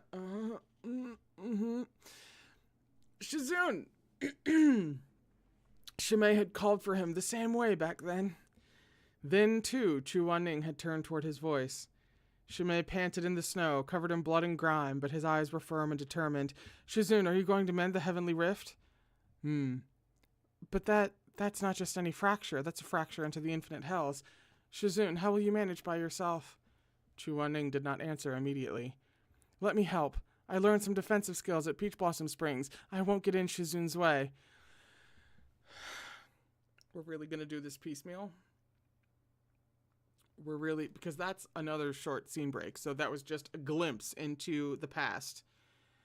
And she's going to unveil this to us in piecemeal, one little bit at a time, as it happened back then, as it happens now. Even now, he could almost hear that exchange that had determined life and death so many years ago. Morun's blood ran cold and his head went numb. Without warning, he grabbed Shimei and pulled him behind his own body. Then he pushed him toward Shuemeng and yelled, Shui Ziming, keep an eye on him. Look after him. Shuemeng's eyes widened. You going somewhere, Mutt? The wind picked up, carrying with it the stench of blood. In the sky, there was no flurry of snowflakes. At least some things were different from the last lifetime. Morun's gaze landed on Shimei's lost and helpless figure. He felt his heart clench, but then fill with relief. This barrier could not be mended by Chu Wanning alone. But save for his 3 disciples, no one else was sufficiently familiar with his spiritual cultivation to work together with him in rapport. One of them had to go. The wind rushed fiercely through the battlefield, sweeping across thousands of miles of desperate slaughter. Morun braced himself, then pulled Shimei into his arms. It was the first time he had ever embraced him like this, so openly and directly. He held him for a breath, and then abruptly shoved him away. Shimei, this time I'm afraid the one who dies will have to be me. I'll help Shizun seal the barrier, Morun declared, in a tone that brooked no argument. He He narrowed his eyes, directing another deep, meaningful gaze at Chimay. Suddenly, he didn't care what others might think. Didn't care that Shui Meng was right there. Didn't care that he might be rejected. He had waited 2 lifetimes, loved for 2 lifetimes, and now he was leaving, possibly never to return. Standing in the ferocious wind, he wanted to say a few final words to his beloved. Chimay, actually, But as he opened his mouth to speak, his words were drowned out by the howls of vicious fiends. That fleeting impulse, boiling hot as lava, grew cold in that space of a moment. In the end, it fizzled out. Run, did you want to say something? Like maybe how this echoes a previous experience somehow? A reflection from his past life flitted across Morun's eyes. He saw Chimay's gentle smile from behind that half-raised curtain. How cruel it had been. It had stayed with him all his life, even until then. It was everywhere he looked. Morun grinned, the rims of his eyes a little red. Never mind. Good things can't be said twice. Chimay said, I'm off to go help Shizun. When I come back, if I still feel like telling you. His dimples were deep, his gaze filled with love. I'll tell you then. With that, he turned and sped toward Chu Wanning. Chimay wouldn't die this time. Not in front of him, at least. Morun suddenly felt that the sky was more boundless and the ground more vast. He imagined that the figure before him, white robes billowing, would be the end point of this reborn life of his. His Shizun, who held the world in his heart. As Chimay lay dying, for the sake of completing the repair of the barrier, for the sake of purging the rampaging fields, Chu Wanning had ruthlessly chosen to turn his back on him. This time, the one to mend the barrier with Chu Wanning would be Morun. Wait a minute. Wait.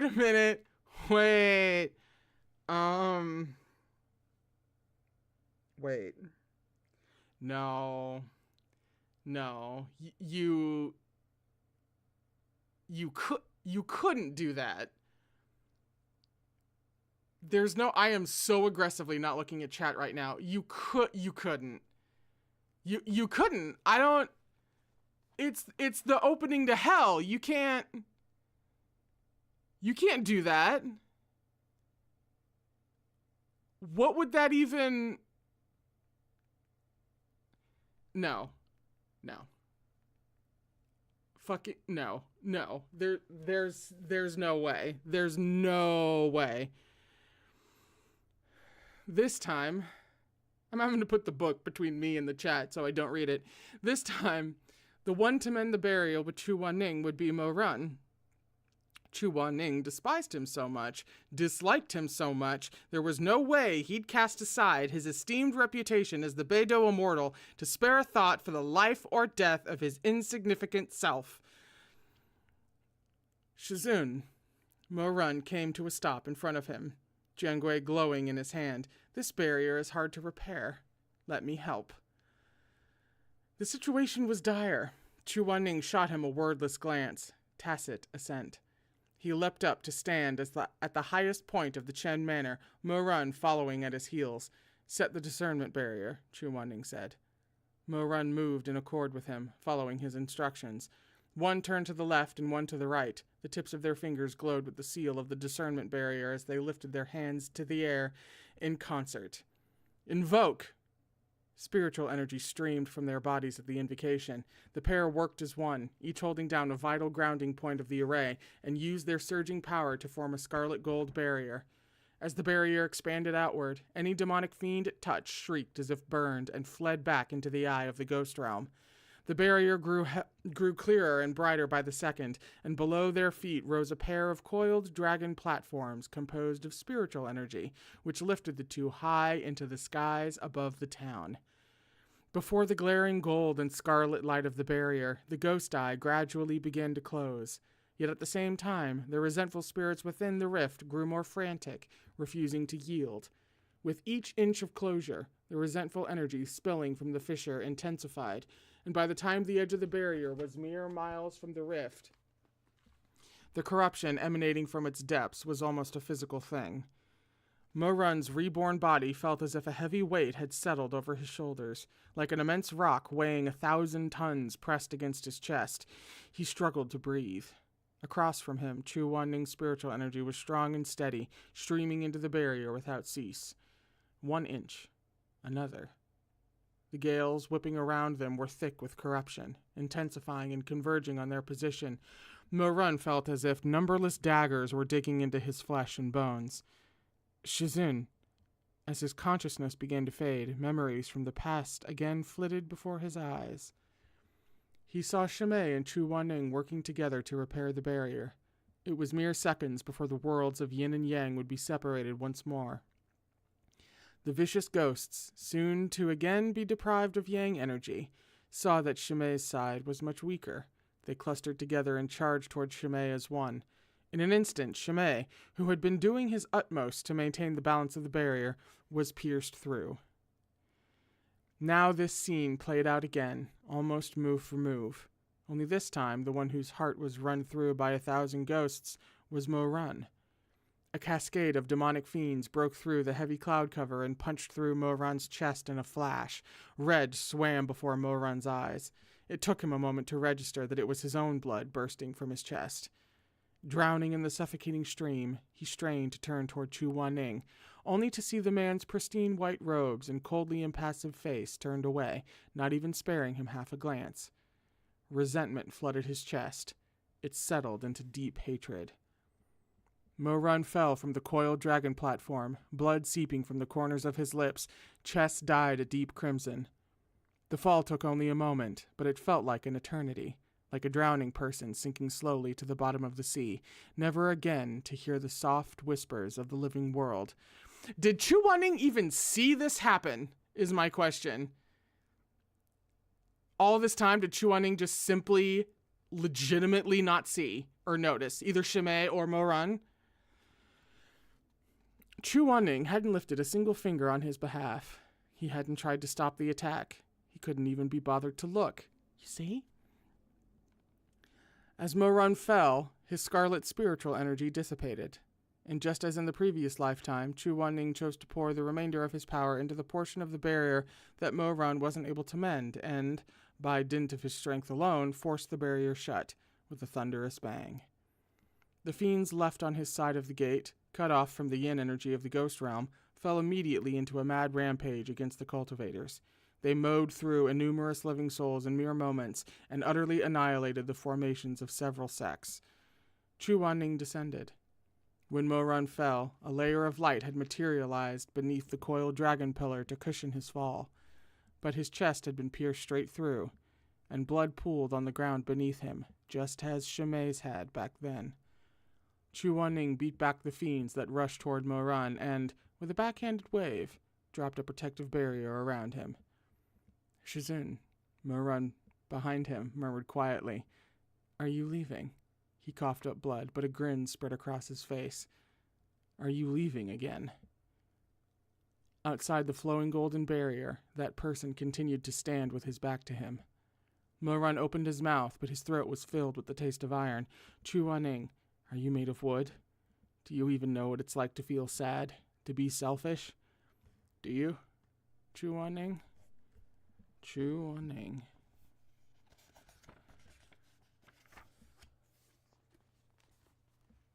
Morun's vision blurred. He was covered in wounds from the battle. Blood streamed from a cut on his forehead and flowed into his eyes, and as he threw his head back and laughed wildly into the skies above, laughed as if he had gone mad, bloody tears slid down his face.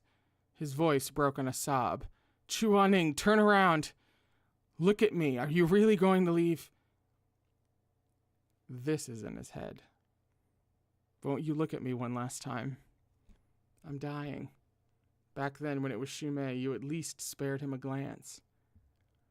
Do you truly dislike me this much? Look down on me this much? Why else would you refuse to look at me just one last time? Why won't you turn around? Unless he can't bear to."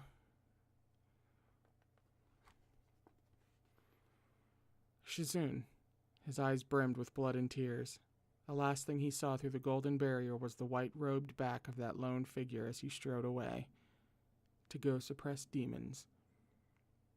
In the end, it turned out that in that man's heart, there was no one less important than Mo Yu.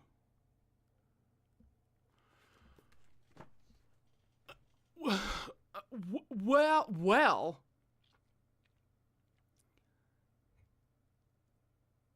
There were so many different ways that this could have played out. And I'm blue screening, as you can see, about how it actually happened. Like, if we don't get the answer to what was going through Chu Wanning's head, why Chu Wanning behaved in this particular way for both Shimei and Morun, if we don't get that answer now, when are we going to get it? And I say this not having even remotely looked at the next chapter, because that was the end of the chapter, which could very well be from Chu Wanning's POV, who knows? But then if it just plays out I should probably just keep reading.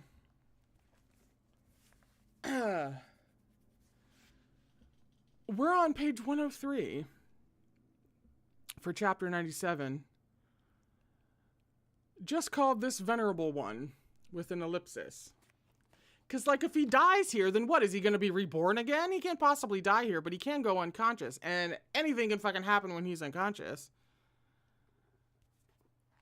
He is obviously going off of massively incomplete information. But, I'm just seeing how long is this chapter? Hang on. 118. Oh, this chapter's a little... Okay. Well, since,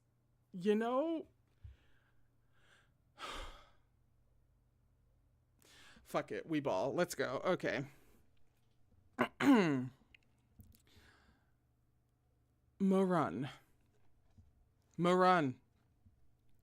Someone was calling him. Morun opened his eyes, bleary and dazed, to the sight of an unfocused silhouette in white. He vaguely felt that this person looked like Chu Wanning, but at the same time, he didn't quite dare believe it. He felt that person's hands laid over his chest, channeling an unbroken stream of spiritual energy into the still bleeding wreckage. So warm. Who? He blinked arduously, trying to get a better look at that blurry figure. Shimei? Morun. Shizun? He murmured, fighting down the blood welling in his throat. He felt something warm and wet fall on his cheek. Slowly, his vision cleared enough to see a pair of phoenix eyes like the apricot blossoms of Jiangnan, softly beautiful with a hint of melancholy, set in a face that was pale as death and streaked with blood. Morun stared foggily at him, at a loss. He had never before seen such an expression on Chu Wanning's face. His Shizun had always been cold, impassive, but the person before him now was crying.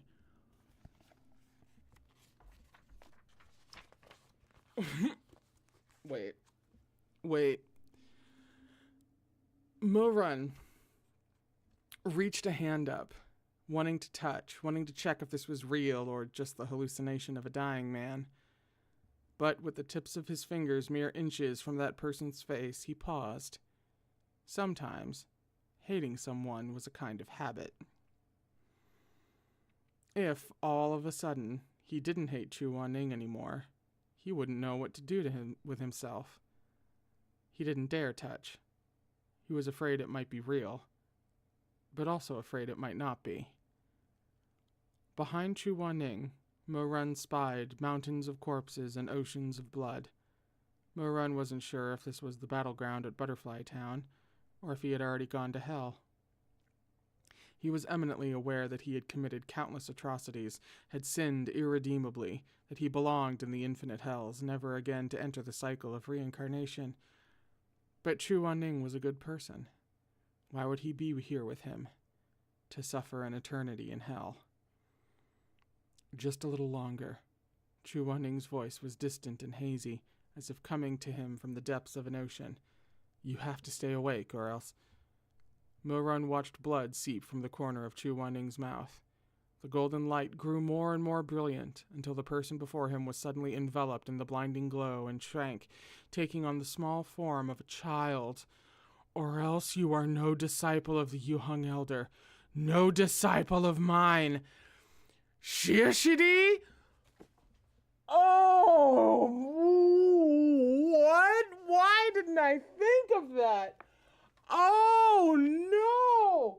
Holy, oh, no.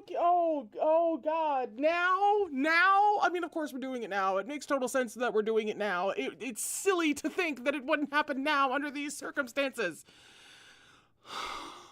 And yet, holy... Calm down.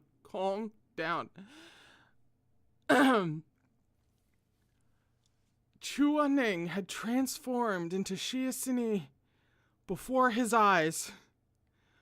Morun was so shocked that his wound blazed with pain. He passed out again before he could process a single thought. Morun, a voice so soft it was almost a sigh. He didn't know if it was a hallucination from his past life or a lingering murmur by his ear. I'm sorry. It was this master's fault.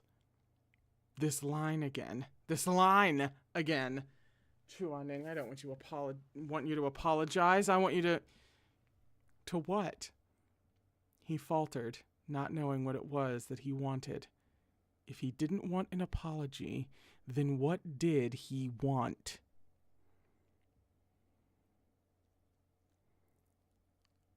Scene break.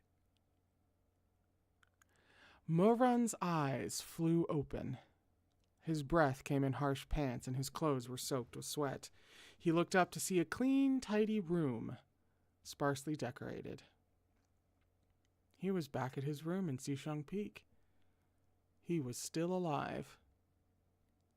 He glanced around in disbelief, then raised a slightly chilly hand to feel for the wound on his chest. It was wrapped in several layers of bandages. Blood had seeped through the gauze and dyed it red, and it ached when touched, but underneath, his heart still beat rhythmically, powerfully, beating with the promise of the rest of his life. He lived. He lived. His blood coursed wildly, vigorously through his youthful body. The tips of his fingers trembled with it. It thrummed through his very soul. He heard the soft swish of a curtain being lifted. Morun looked up from where he sat on the bed and came face to face with the beauty that had just entered. It must have been cold outside. His long black hair cascaded loosely over a white, fur-lined mantle. And when he lifted those soft, bright eyes, a faint redness dyed their corners, more lovely than any makeup. Shimei started a little. He hadn't expected Morun to be awake. Arun, you... Shimei! Morun called his name over and over, his eyes as bright and glittering as obsidian. He jumped up from the bed, ignoring the protests of his wound, and grinned toothily as he flung himself at Ximing Jing. He hugged him tightly and repeated ecstatically, I'm so glad you're alive. I'm alive. It's over. It's all over. The Heavenly Rift had been the greatest calamity of his past life. Fiends and demons had descended from above, stolen Shimei, and thrown Morun into the abyss of sin. This was the one thing that had haunted him after rebirth. He had been afraid it would happen all over again, that he would be left all alone once more on the lonely path toward that empty Wushan palace, treading on the bones of those he had once loved and cared for. But the heavens were not unkind to him. Everything had changed when he stepped forward with the will to die in Shimei's place. He wouldn't be alone again, abandoned and rebuked by all, wouldn't be cast out in the dead of night, henceforth a lonely wanderer. Starting today, the curse was broken. He had truly escaped the nightmare of his past life. Truly been reborn. I don't know, man. I don't know. It feels like we're really tempting fate right then. Morun clung to Shimei for a long time. When he let go, his eyes were bright like fireworks, glittering like the starry night. Shimei stood dazed and unmoving while Morun wrapped his arms around his shoulders and smiled down at him. They stayed that way for several minutes before Shimei slowly came back to his senses and leaned in to press his forehead to the underside of Morun's jaw. "I run." "Mm-hmm." Shimei lifted his face. He wore a faint smile, but his eyes were a little wet. "I'm so glad you're okay." Morun smiled and stroked his hair, then gathered Shimei's hands in his own. "Of course I'm okay, silly," he reassured him. "Why wouldn't I be? Before he could say more, the curtain was lifted again as another figure strode in. "Shuemeng?" No response. This guy was always so petty. He was probably still upset to have been outdone at the battle at Butterfly Town. Shuemeng wore a sullen expression, and his lips were pressed into a thin line. When he saw Morun up and about, he paused for a beat before turning to Shimei. "When did he wake up?"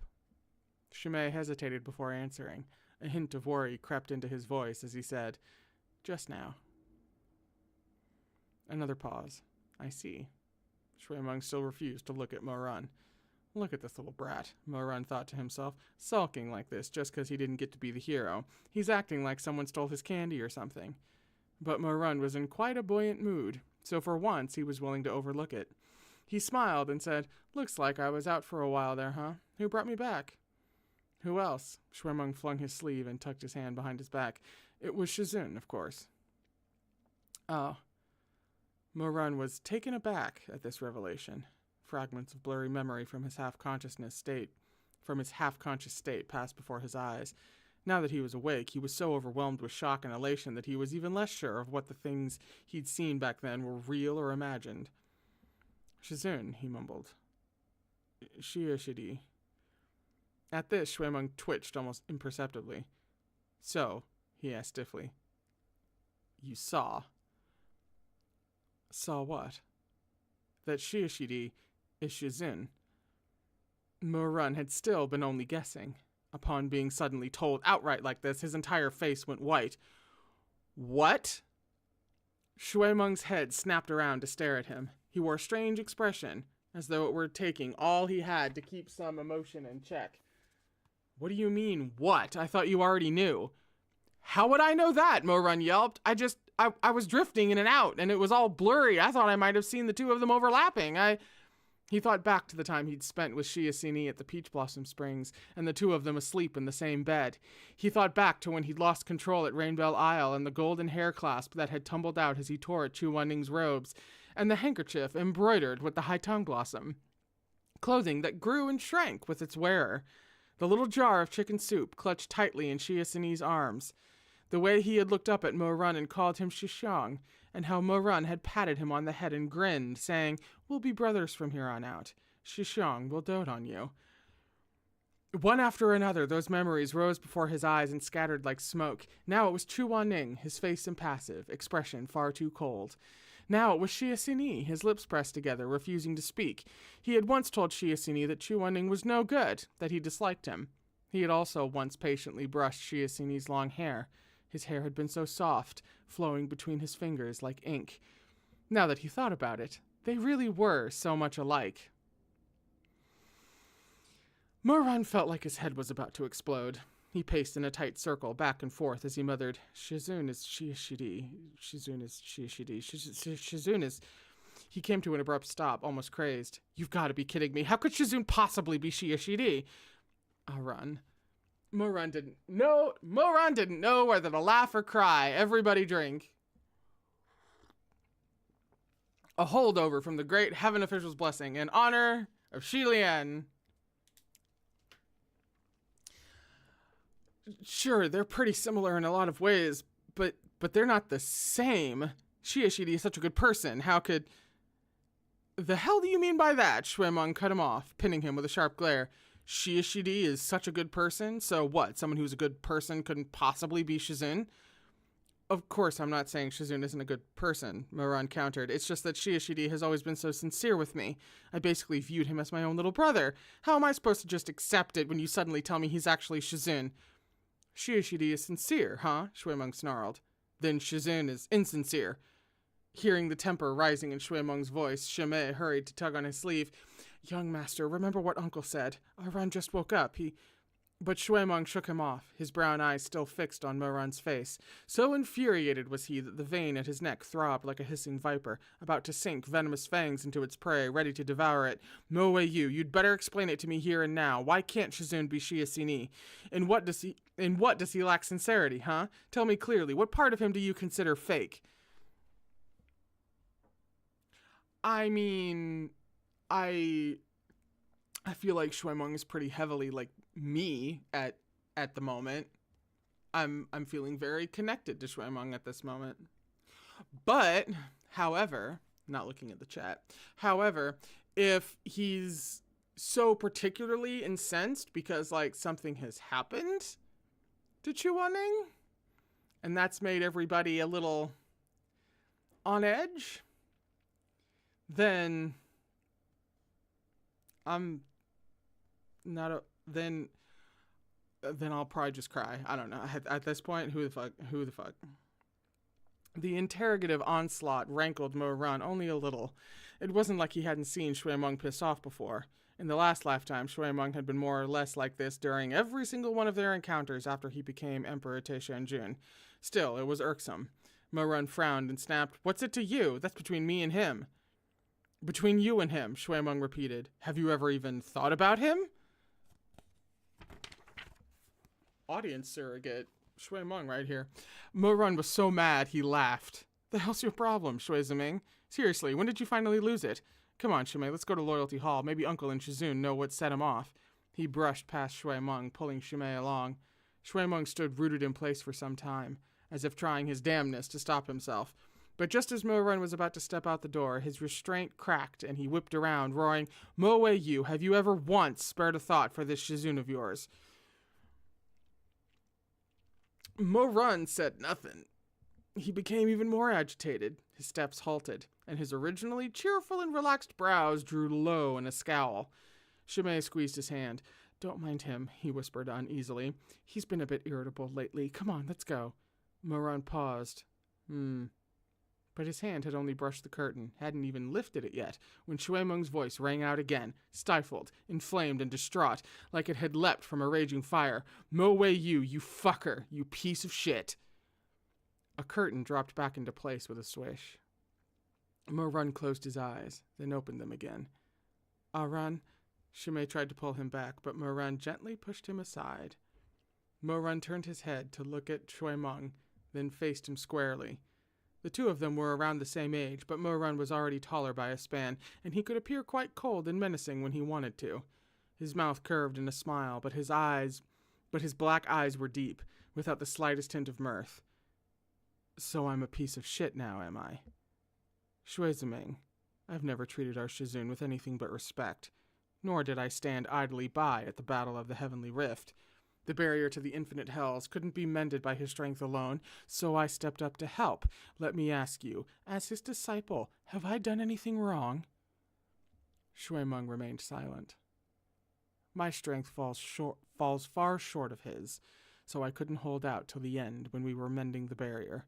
I fell from the coiled dragon pillar, but he didn't spare me so much as a glance. He couldn't care less whether I lived or died. Let me ask you again. In my shoes, would you not feel bitter and disappointed?" Morun finally gave voice to the grievance that had eaten away at him for 2 lifetimes. His handsome features twisted into something dark as he spoke of this sore spot. He forced out each syllable, enunciating every word. "As I see it, I've done my duty and owe him nothing. What right do you have to stand here before me and call me a piece of shit? Shuemeng, you think I've never cared for him? You're wrong. I have. But he's made of stone," Morun continued in a low voice, every word like a knife to his heart, each one drawing blood. "Shuemeng, listen to me. I don't care how powerful a cultivator he is in the eyes of the world. What a prestigious Zongsha that he's Yuhung of the night sky, Beidou immortal. None of that matters. What matters is this. At the Battle of the Heavenly Rift, I nearly died. Yet when I begged for him to look back, to spare me a glance, he wouldn't even give me that. It was such a chilling, enraging thing. But as he spoke of it, he was strangely calm. Only his eyes were a little red. And Shuemeng, I can guarantee you, no matter who had fallen from the pillar back then, even if it wasn't me, even if it was you or Shimei, he wouldn't have saved you either. Because I saw it with my own eyes. He said that part to himself. Chu Wanning had turned and left his own disciple's body to cool in the snowstorm that blotted out the sky. After all, nothing is more important than his good name as the Beidou immortal. Yeah, that one action really would, that one perceived action, I'm assuming, really would stab right in Morun's biggest wound of self-worth. Not worth a glance, after all.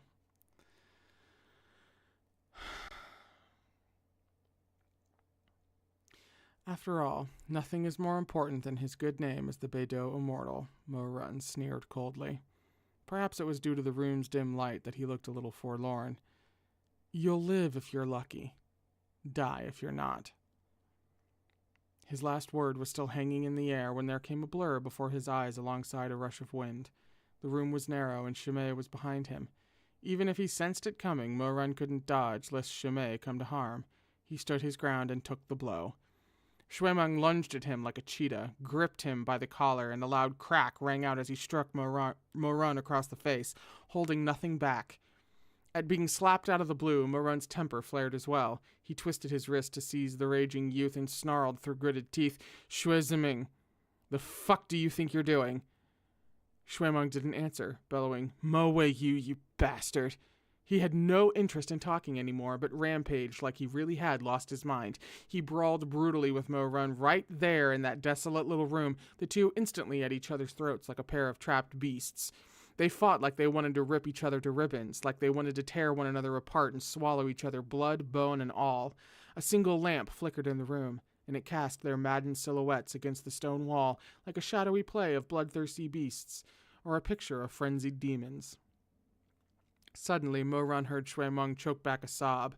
It was so quiet that he suspected he'd misheard, but just as he thought so, several fat teardrops splashed onto the back of his hand. Not even gonna say it. Shuemeng suddenly released Morun and shoved him away. Then he curled up on the ground, wrapped his arms around his knees, and started bawling miserably where he sat. Morun's cheek was yet red and swollen, but he was utterly stumped by this turn of events. It wasn't like he'd actually attempted any deadly moves. Surely he hadn't hurt him that bad. Besides, his cousin had thrown the first punch, so why'd he... He was still puzzling it over when Shuemeng raised his voice, screaming hoarsely between broken sobs. How could you say he didn't save you? How could you say he didn't save you?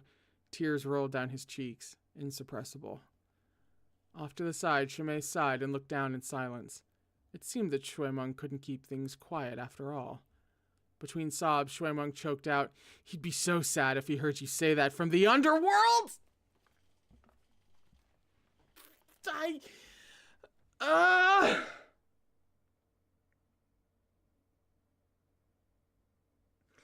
Every now and then I'm right. Every fucking now and then I'm goddamn right.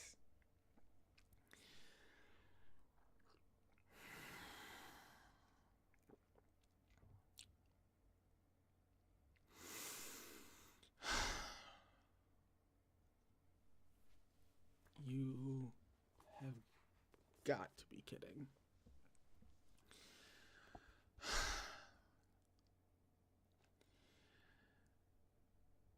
These words were too sudden. Morun couldn't process them at first. In a daze, he asked, "What?" Shuemeng wept on and on. His venomous fangs had indeed pierced Morun's neck, but he had also pricked himself. He cried so miserably, so brokenly, wiping desperately at his face, at his eyes, his gaze flickering between ferocity and sorrow. Shuemeng refused to get up from where he crouched on the floor. There he stayed, his face buried in the crook of his arm for a long, long time. Morun felt a slow numbness creep up from the soles of his feet until his entire body was frozen. He felt his lips move, heard his voice ask, "Shuemeng, what did you just say?" Shuemeng sobbed for what seemed like ages, or perhaps it was actually seconds, and only felt like an eternity to Morun as he waited for that thunderbolt of an answer. "Shizun," Shuemeng finally choked out. "He's gone."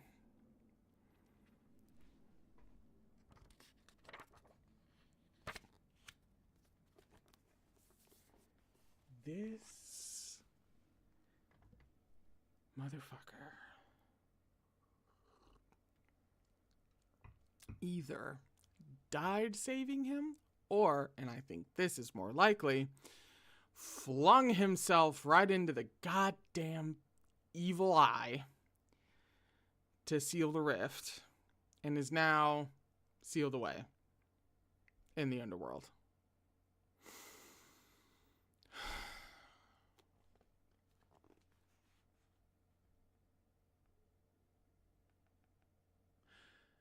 For a moment, Morun said nothing. His whole body felt cold. Distantly, he heard those words, yet couldn't seem to comprehend them. Gone. What do you mean gone? Gone where? Who's gone? Who's gone? Who's gone? Shuemeng lifted his head slowly. There was hatred in his eyes and mockery, and the deepest pain and loathing. "Do you know why he didn't look back?" Morun stared mutely. "Father said that sealing the heavenly rift took everything in him. Did you think you were the only one struck by the fiendish energy of the ghost realm? The discernment barrier is twinned. Whatever damage you took, he suffered the same. It's just that he endured it in silence and said nothing to anyone." Morun felt the droning between his ears. Then when he didn't save Shimei in the previous lifetime, was that also because... He didn't dare finish the thought. The tips of his fingers shook. No way. But he was so poised. When has he ever been anything but poised before others? Fresh tears welled up and overflowed Shuemeng's eyes as he spoke. By the time he came down, his spiritual energy had been exhausted. Why do you think he put a protective barrier around you and left without looking back? Shuemeng's words dripped with tears of blood. Shizun knew he couldn't hang on for much longer, but his cultivation was high, so the moment he showed any sign of weakness, all the fiends would be drawn to him. Morun, did you really think he left because he abandoned you?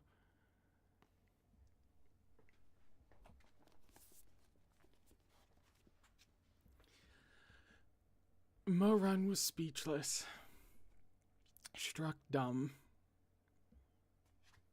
Like a husky, you might say. He left to protect you, you, so you wouldn't get caught up in that. The fiends went berserk when the gateway to the infinite hells closed. The battle dragged on till nightfall. So many were killed or injured. Who had time for you? Even my father didn't know you were gone until he was already back at Xishong Peak with the injured Xuanji elder. Shuemeng paused for a second, his breathing harsh, before forcing the rest of the words through the tightness in his throat. Yu, he was the one who brought you back. He was the one who took a pill that let him regain his original form so he could pull you from the bloody wreckage, from the mountain of corpses. He was the one covered in wounds, but he still passed you the last remnant of his spiritual power.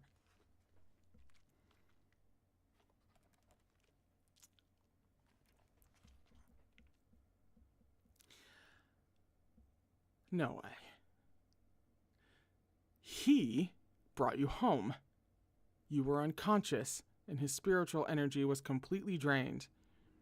He was no different from an ordinary person at that time. He couldn't use a single technique, not even a simple communication spell. He could only carry you on his back and climb up the stairs to Sishung Peak, step by step. No. Over 3,000 steps. He, without any spiritual power. Morun closed his eyes. He could almost see, there under the pale moonlight, Chu Wan-ning carrying a barely breathing Morun, climbing haltingly up those endless stairs, white robes stained a bloody crimson. That person who had ever been so distant and unreachable, so pristine and untarnished. Beidou immortal, Yuhung of the night sky. Morun's throat was tight. His voice shook. No way. How did he... Oh! Fuck you.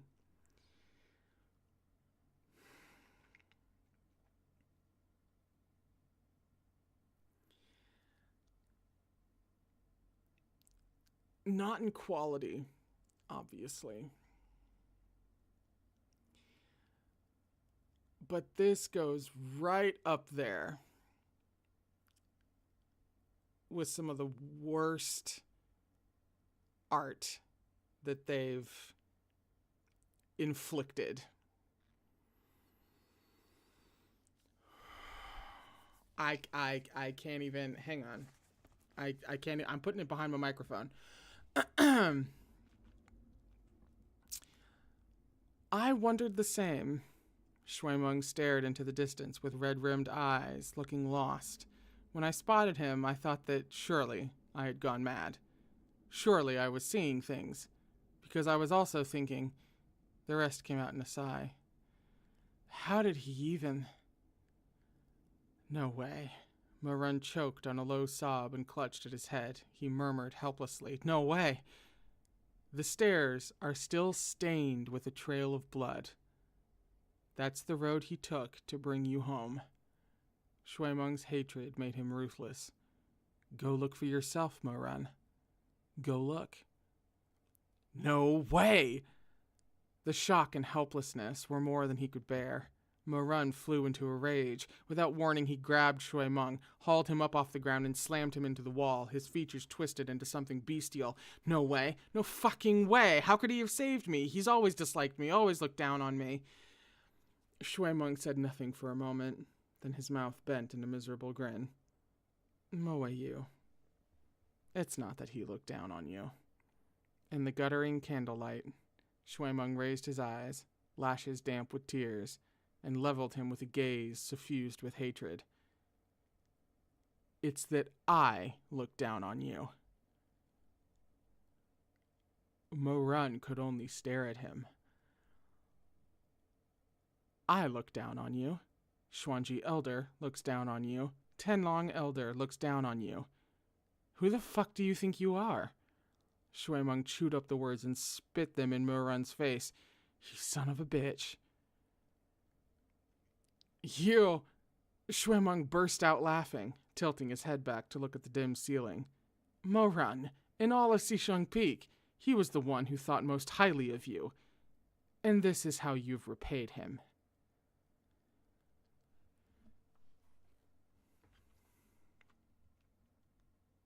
I'm gonna show you the art now.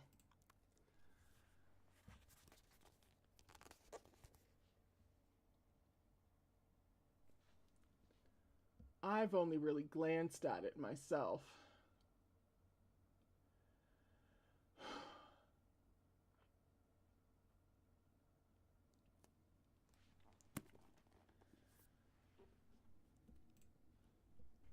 That's cruel and unusual, but I finally get to turn the goddamn page. He laughed and laughed. Then he squeezed his eyes shut and tears began to fall again. This time he wept quietly.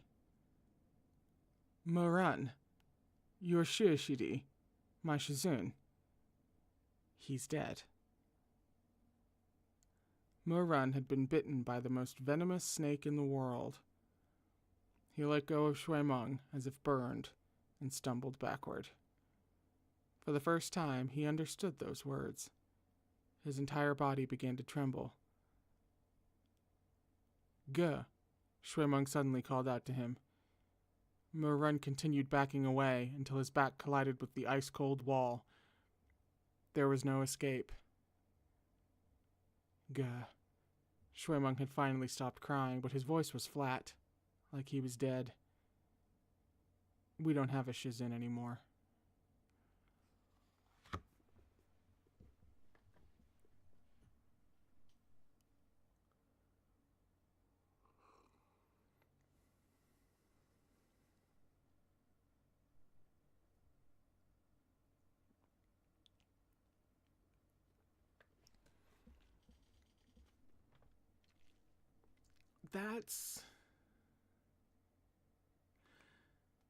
That's the end of the chapter. And I'm going to presume how the end of the web novel, Volume 1, ends.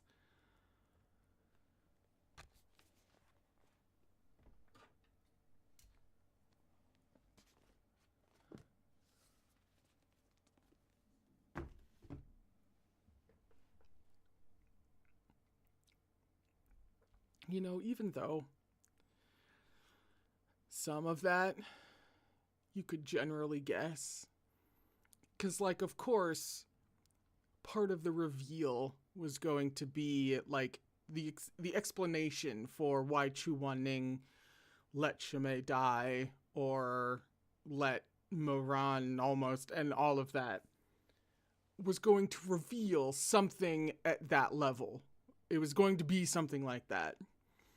So in that respect, you're expecting something like that. And then it gets very specifically laid out for you, finally, with all the details. And it still hurts.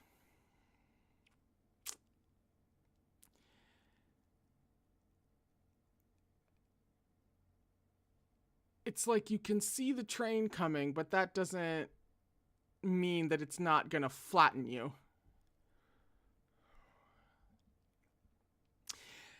And now he's dead? What is that? I don't even know what that means. Like, I don't know what that means for the narrative. I guessed he would have jumped into the rift to, like, close it from the other side or something like that, so that he's trapped somewhere. We have to go get him. That kind of thing? That's the main reason why I guess that. Him being, like, actually dead, though.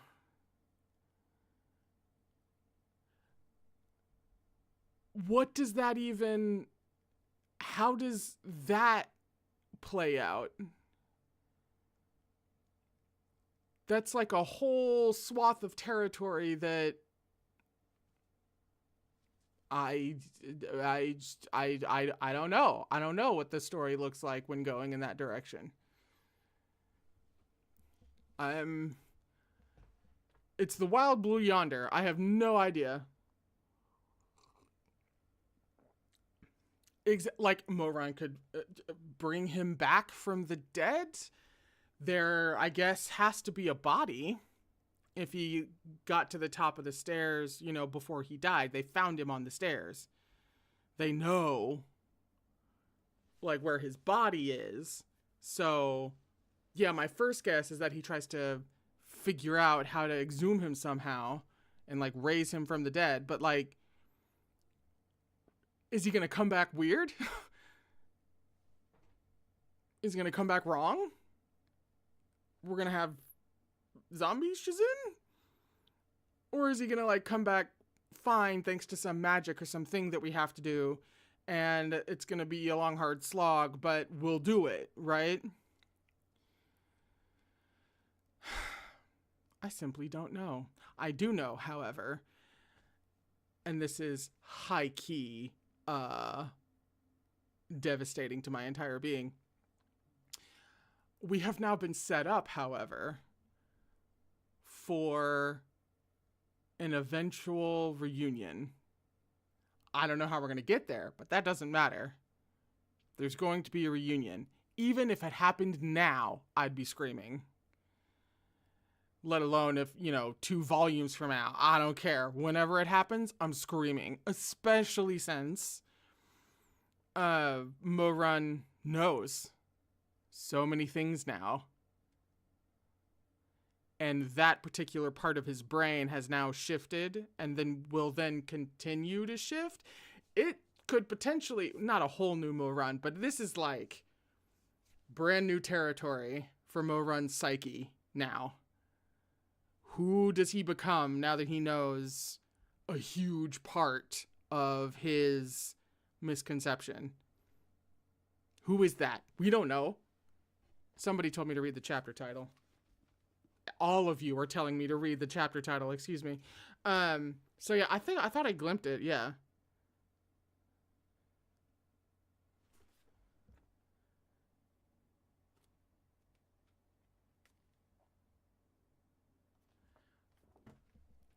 Wait. She didn't do what I think she did. She didn't. Because the name of the title, we're so running late. Because the name of the title is Shizun, I'm begging you, please pay attention to me. There's no this venerable one. In fact, the last chapter title, wasn't it just this venerable one ellipsis? Wasn't that the thing? No. I'm furious. I'm so fucking angry. No way. She did not pull that. No. This is the turning point. And she chose that moment to, oh my God, that's so mean. Fuck this. I gotta go. I'm so late. I gotta leave. I gotta go. Now I'm just hysterical. I'm leaving. I'm going. What is it? Thursday? Okay. Next week, we'll have Tuesday's stream, as per usual, 3 to 5-ish. We'll have the stream on Tuesday. There will not be a Thursday stream next week because I will be recovering from a dental visit. It'll be fine. But we get in a stream next week, which is great because I've got to fucking know what this looks like. I'm going to go just cackle for a while. I hope you had a time. Catch me on Tuesday. We'll have some more of a time. I don't even know where it's going to happen from here. Okay, no, I really have to go. I love you very, very much. Please take care of yourselves, and I will see you here on Tuesday.